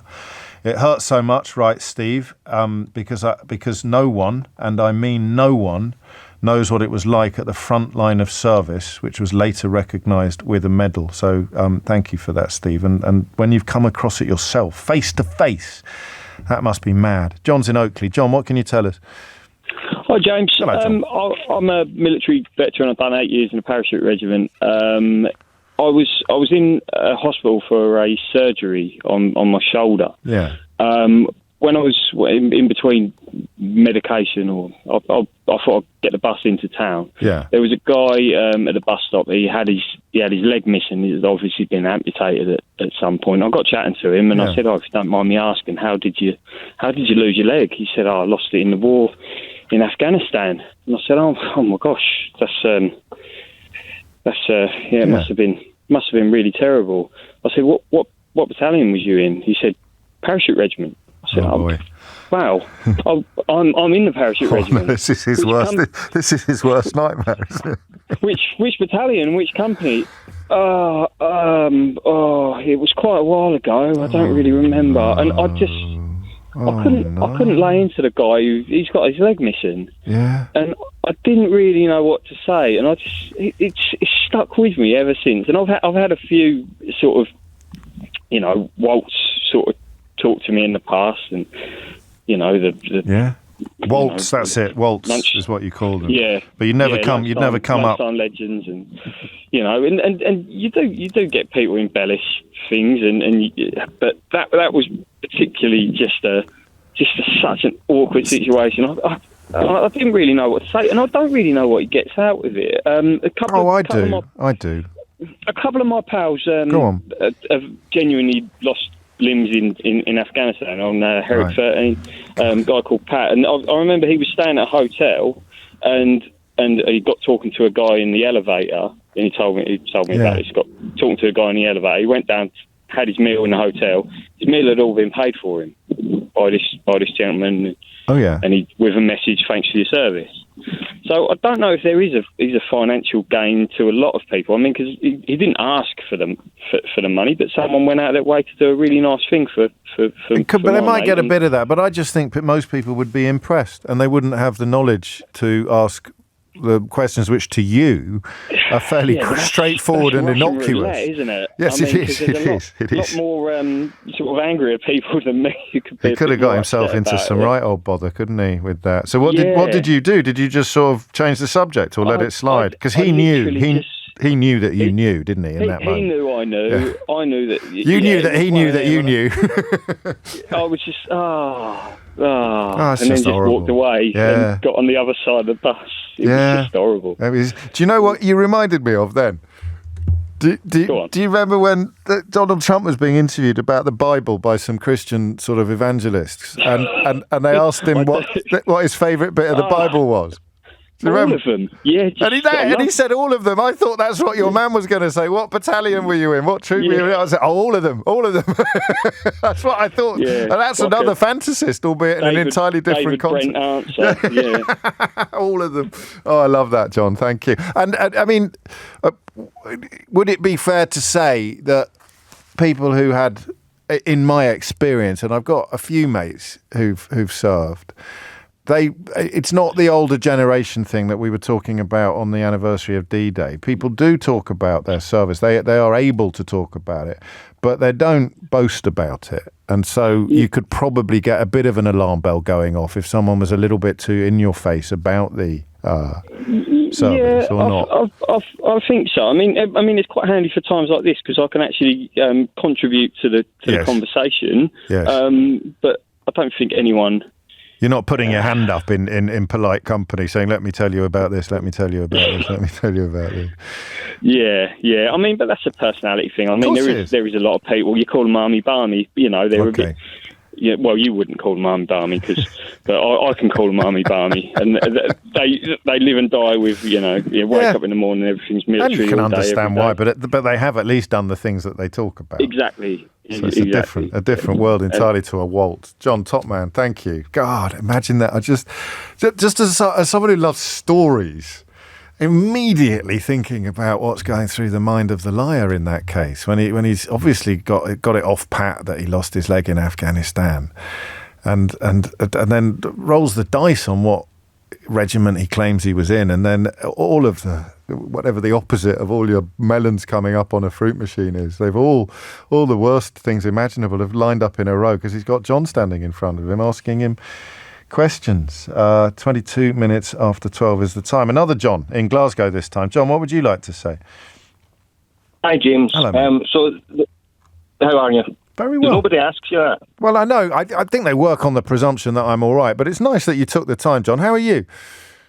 I'm very well, thanks for asking. Good man. What's on your mind? I was a police officer in Scotland for 18 years, and there's a lot of this goes on in the police. Oh, really? People that... Yeah. So, and I don't know whether it's envy because other people's stories are better than yours. Yeah. Or you're constantly comparing yourself to, I'm not as tough as that guy, I've not had the same experience as he has. I worked in, the last part of my service, I worked in covert roles, so did surveillance. I briefly did a stint in undercover work.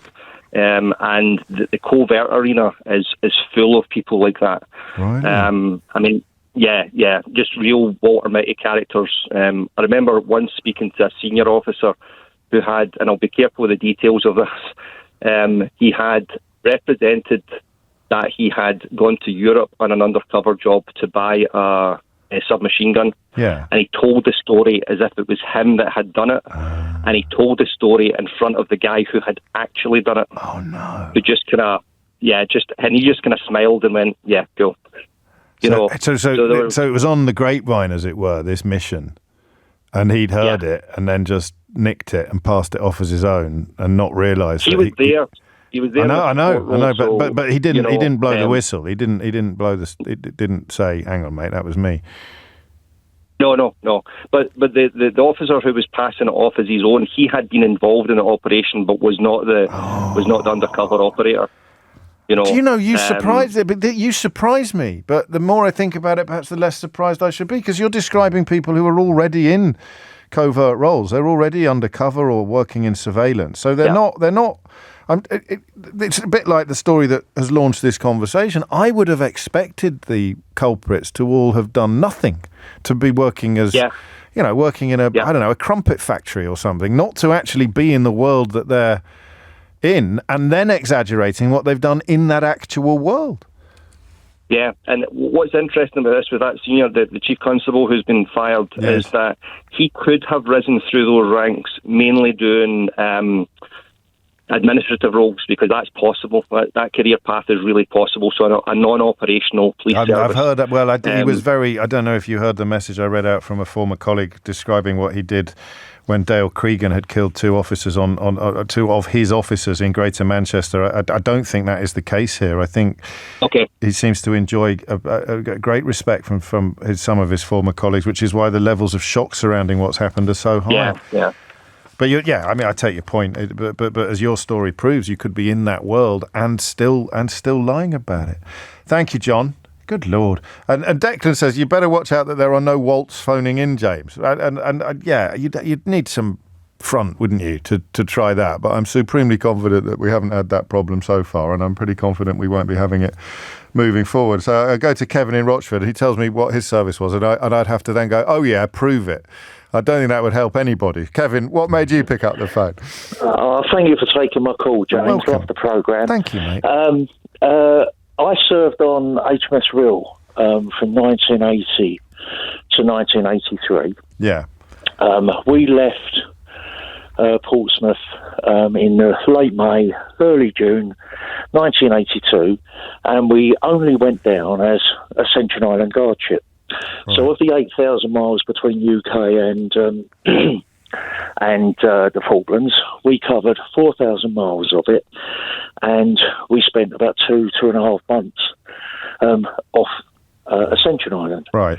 Now, we found out on board, or it was broadcast to us, that if we stayed in that 4,000 mile zone for a certain amount of days, we would qualify for the South Atlantic Medal without a rosette. Now, I'm probably the opposite of this guy, and my ex-shipmates would call into that category, because if I recall correctly, we had a vote on board. I mean, we had a crew of 235, and I think only 3 people voted to stay. The rest of us, with obviously the circumstances and what people were going through 4,000 miles further south of us, it was nothing compared to what we were doing. So the captain took the ship out of the qualifying zone so that we didn't get the medal. Good grief. So when is it wrong? Is it wrong to feel a bit sorry for the 3 people that really wanted the medal? Yeah, we never knew who they were or whatever. Secret ballots. But we did try and find out. But we sort of. Because I live in, obviously, the eastern area of, I'm sorry to say this, the BBC region, and they've been covering the story.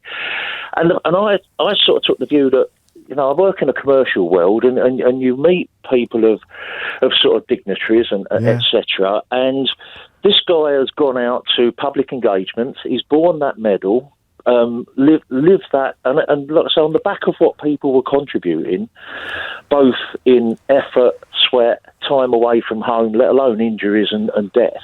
Yeah. I just think what this guy's done is totally unforgivable. And I just can't sum up my anger when it came up, and he deserves everything that he's getting that comes to him and more. Can you conceive of what he was playing at? What I mean, do you think it probably started small and escalated, or? Yeah, you've got to. Well, from my part, I can only speak for me, obviously, but you've got to sort of sit there and say it's personal kudos. Yes. It's another. Because obviously the police do get sort of decorations, etc., and quite rightly so. As you say many times, when people run away from danger, they are one of the groups of people that run towards it, and quite rightly, this is reflected and acknowledged in the way of medals in some cases. Yeah. And you sit there and think, if a guy's got a bunch of medals, you're not going to question, are you? No one's going to know what they are. I mean, I was born quite late in life to my parents, so my father fought on D-Day, D+3, but he had the 4 war medals, but he got a rosette for serving on one of them, and I never knew when I was little, when I looked at the bar on it, I never knew what the bar meant, etc. And no one else is going to know what it is. You might know what the medal is, you might know or you might not know, depending on your interest level, what the rosette is, but the rosette actually means you served and fought. Yeah. And that for me is a bigger lie, because,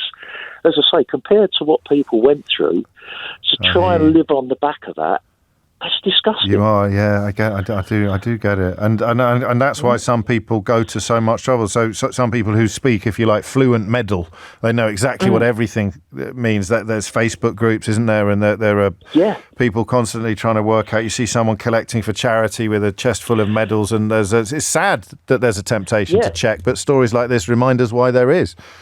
Absolutely, yeah. As I say, so and a real shock that. You could rise through the ranks of the police. It's an organisation, not just a rank that someone held in that organisation, but it's an organisation we should respect and appreciate, and it reduces that as well. It does, and that is, I guess, anyone a little bit puzzled about why veterans go after these people with such vigour has had that cleared up, if nothing else, from the quality of the calls that we've taken so far. Kevin, thank you, mate, and thank you for the kind words at the beginning as well. 12:35 12:31 is the time. You're listening to James O'Brien on LBC. Tim Humphrey is here now with your headlines. James O'Brien on LBC. It is 12:33 and you are listening to James O'Brien on LBC. We spoke some time ago to a chap called Anthony Bryan. I don't know if you remember. British man of Jamaican descent who had lived in this country for over 50 years when he was wrongly detained and threatened with deportation as a consequence of what was subsequently been known as the Windrush scandal, threatened with deportation due to the Home Office's failure to recognise his legal status. I spoke to Anthony and his wife Janet back in 2021, and the story, the broader story, which also includes the experiences of his son Dijon, have been turned into a play, which is opening in Watford. And we'll be catching up with Anthony and indeed with Dijon in about 12 minutes' time. You won't want to miss that. It's an incredible story. Oh, no, we'll do it now, actually. We'll do it right now. I do apologise. No one tells me anything around here.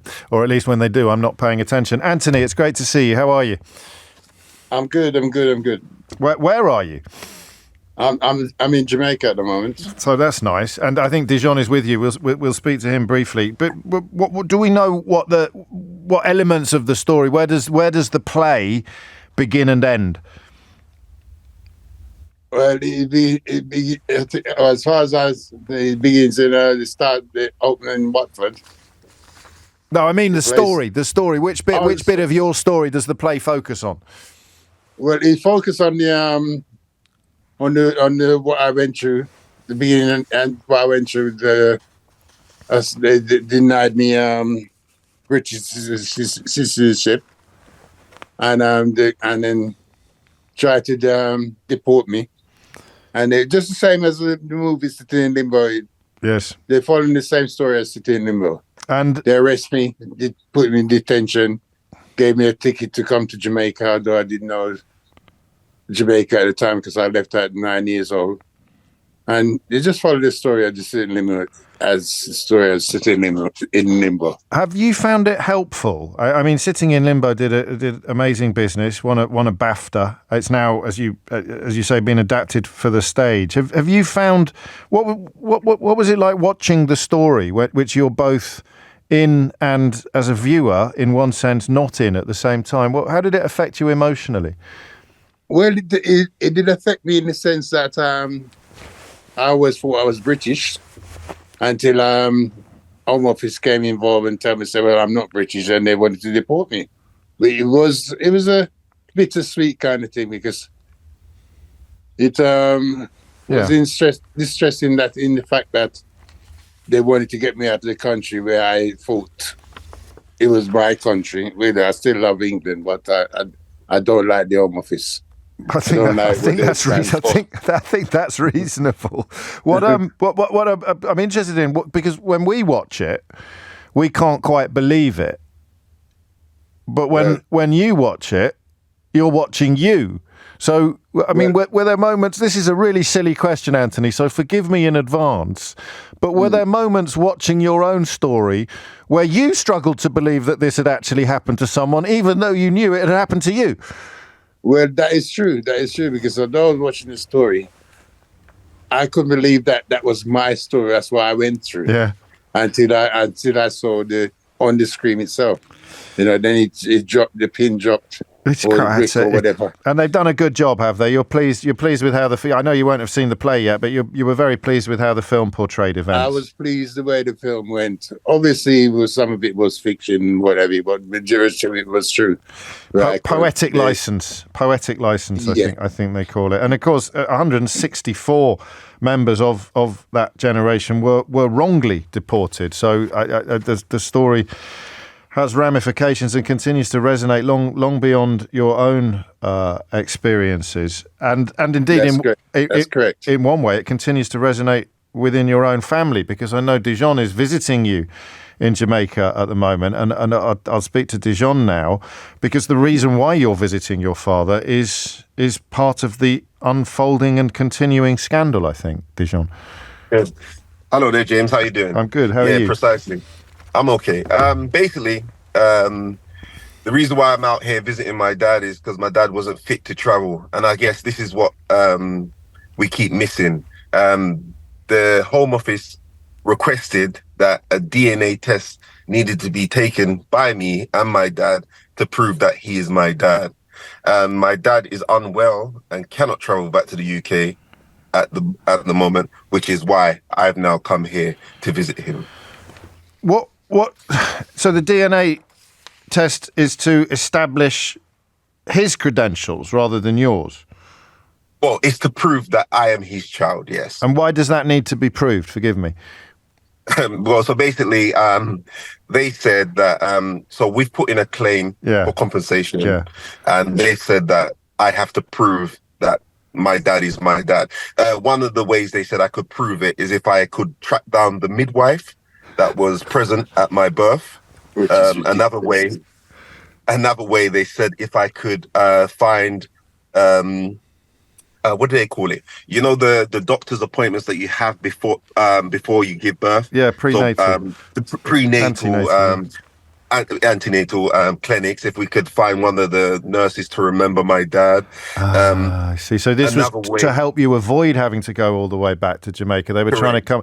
Anthony, did you not keep the details of the midwife who was there when Dijon was born? I mean, that's what all dads have got, the phone number of the midwife in their pocket. I find that so ridiculous because if I knew in hindsight, then I probably would. But who keeps these things? I know we can laugh now, and I mean, and I'm sorry to hear about your health issues. But Dijon, of course, we all know your dad's story. We know little bits of your story, but you were watching your dad being held in prison for reasons that made no sense, which is part of the reason why these applications have gone in. No sense at all. So. A quick joke. My dad's been in the country from 9 years old. He spent more than 50 years in the country. My dad's considered not British. I'm 40 years old now. I'm considered British. My dad's not considered British. My brothers are considered British. My dad's not considered British. For me, it was a slap in the face. What hurt me the most, my dad went through it.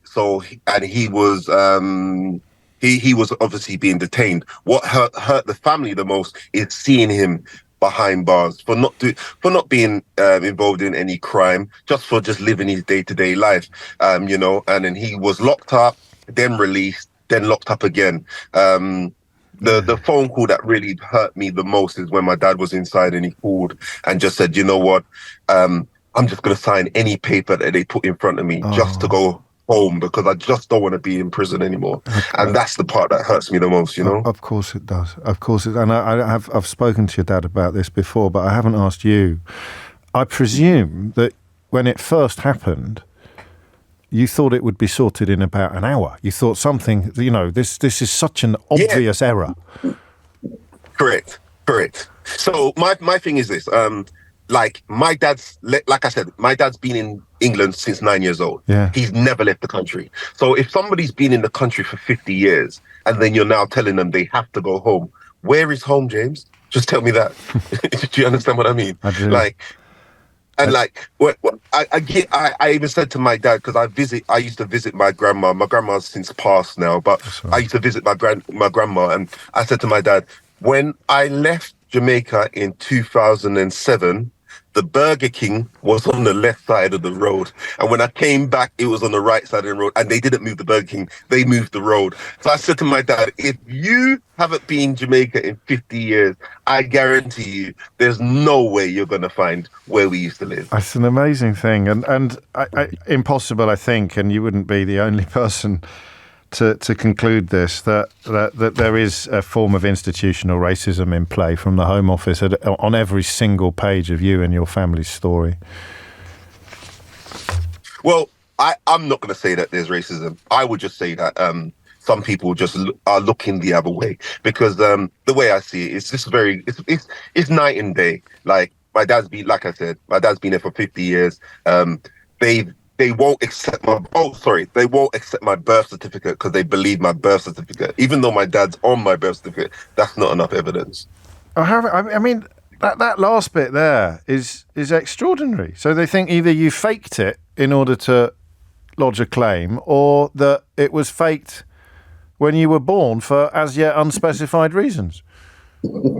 Definitely. Well, I don't know what to say to that. No, I just trying to, Anthony, you've spent years trying to work out what on earth they were playing at while they were going through all this. I knew this day will come, so I put my name on his jersey just in case we were going to do a conversation, a claim. Anthony, it's lovely to hear your laughter, and I will encourage people who are not already familiar with your story to both watch the film Sitting in Limbo, but also to watch the play The Windrush Scandal at the Watford Palace Theatre. Dijon, I just want to say sorry. I'm sorry for what you're going through, and I hope that it reaches a swift and happy conclusion. But of course, no one can ever take away the indignity of the hoops that you're being asked to jump through, can they? Definitely. I've never questioned my father. I've never questioned my mum. My mum said my dad's my dad. My dad said my dad's my dad. But the Home Office has got me questioning if my dad's really my dad, which is just a joke. The one thing I would say to anybody, if you are going through this, there's a lot of people out there that's willing to help. Justice for Windrush definitely will help you out. They've been strong. They've always helped me, pushed me forward to let me keep going. So that's what I've been doing, James. At the end of the day, like I said, my dad's not well, which is the reason why I've come out here. Yeah. But I just want to say this: since I've done the show on a different news, the Home Office said that they no longer require me to do a DNA test. But I would state that they have not put that in writing. So and my ticket was already booked by then. So I was going to do the DNA test anyway. And it's nice to see your dad. And it's nice to see my dad. But, my manager said to me he's never heard a person come into the office to request holiday time to fly to Jamaica to do a DNA test to prove that his dad is in. His dad is really. As I've already mentioned, I'm glad that we've all managed to smile throughout these conversations, but nobody is underestimating the seriousness and the offensive absurdity of what you, Anthony, were put through, the true horrors of what you were put ridiculous. Through. Yeah, and it's good to hear you sounding well. I hope your condition improves. I really do. It's nice to speak to you both, and thank you. Do let us know about the developments on that, the DNA test that was and then wasn't needed to prove that your dad's your dad. And on it goes. Makes it perhaps less surprising. Anthony Dijon, thank you. Less surprising to also report some news from this week where a decision by the former Home Secretary Suella Braverman to drop 2 recommendations intended to repair some of the harm done to the Windrush generation was unlawful. I'm going to read that to you again because I want you to have the words of Anthony and the words of Dijon in your mind as I read this sentence about our country in 2024. Okay, so that's Anthony's story. 50 years here. That's Dijon's 50 years here, locked up under threat of deportation. That's Dijon's story, even now compelled to fly to Jamaica to get a DNA test from his poorly father. And Suella Braverman dropped 2 recommendations intended to repair some of the harm done to the Windrush generation. That's bad enough, but the High Court has now found that was unlawful. Suella Braverman's name often mentioned in the context of conversations about who might be the next leader of the Tory party. James O'Brien on LBC. It is 10 minutes to 1. You are listening to James O'Brien on LBC. One or hopefully 2 or so more calls about the Waltz, the Walter-Mitties who fake or exaggerate or lie about military service or public service, actually, because the undercover cop who had a similar story to tell was in exactly the same space. And also a reminder of that American phrase, stolen valor, to describe it, which speaks better to the sense of injustice and the sense of theft that genuine veterans feel. Just a quick nod back towards that conversation with Anthony and Dijon. Catherine saw the play on Wednesday, saw the Windrush play Sitting in Limbo on Wednesday at Watford Palace Theatre. It was an incredible performance that received a standing ovation. Tomorrow, of course, is Windrush Day, and that will be part of the reason why Simon has asked me to tell you that there's a Windrush generation reunion being held at the London Bus Museum in Brooklands, Weybridge, on Sunday as part of their big summer event. Please, James, I know it's an advertisement, but could you mention this? Could you give us a shout out? My pleasure, actually, Simon. My pleasure entirely. Back to the waltz, as it were. Steve's in West Row in Suffolk. Steve, what can you tell us? Hello, James. Hello, Steve. First time caller, long time listener.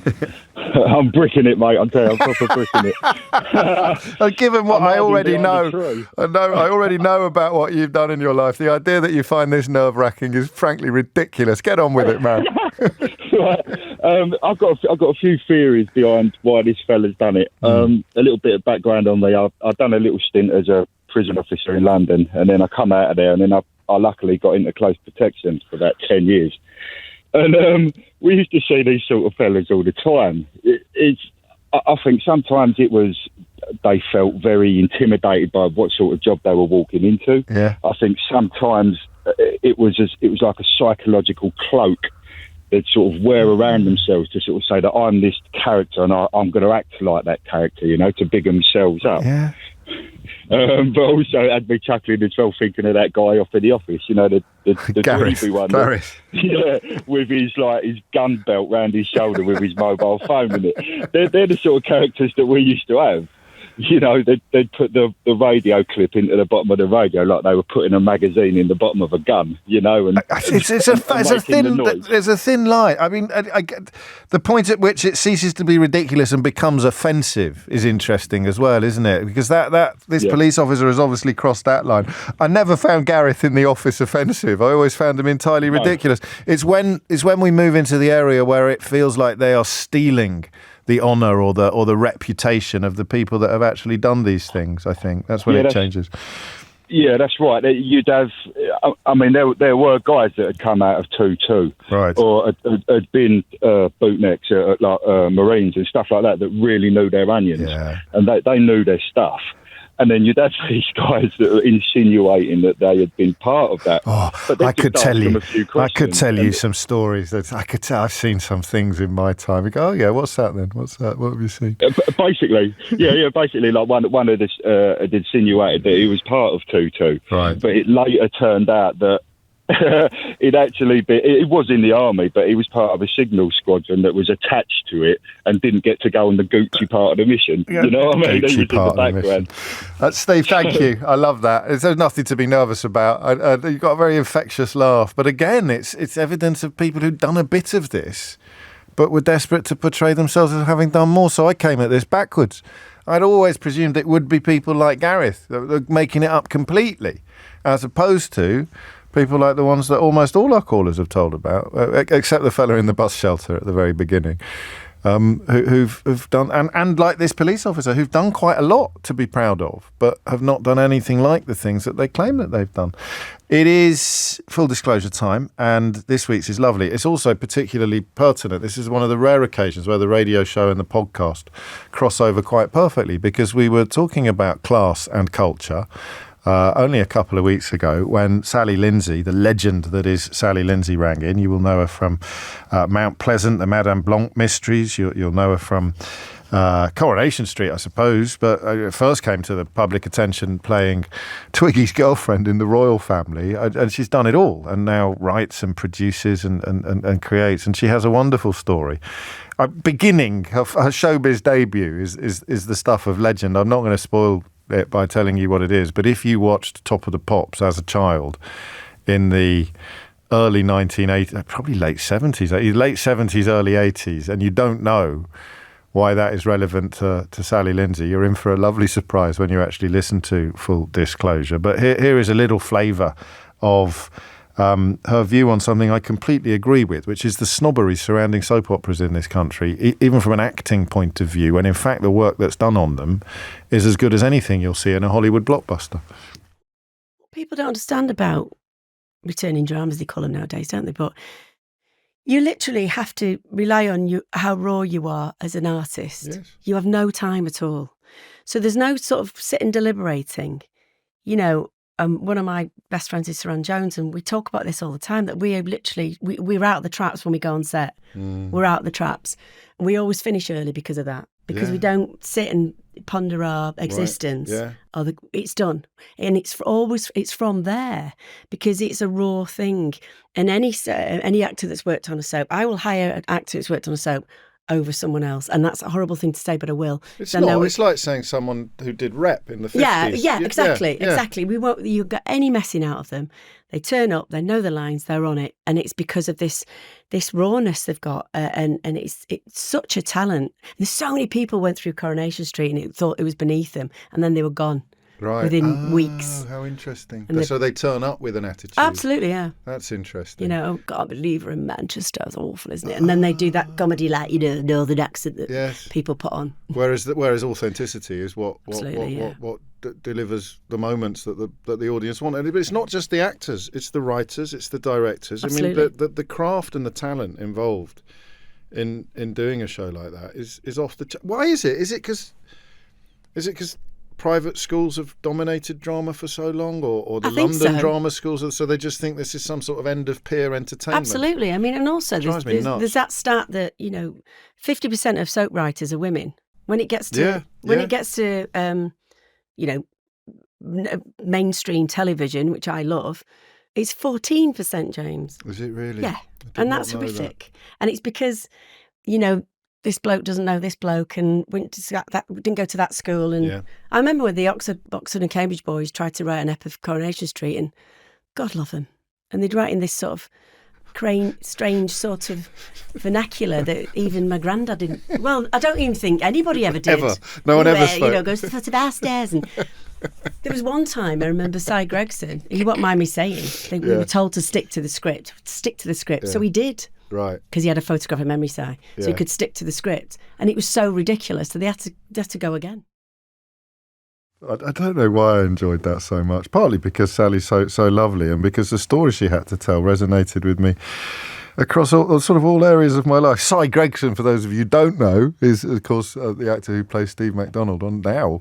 So I still think of him as a kid, but I still think of myself as a kid. But I suppose he must be one of the longest serving members of the Coronation Street cast. Now, apologies to everyone. We'll come back to that topic, won't we? I mean, for a start, next week we're going to find out more about the actual case that we were discussing with the former Chief Constable of Northamptonshire being found to have lied about military service, because I feel we could have done loads more.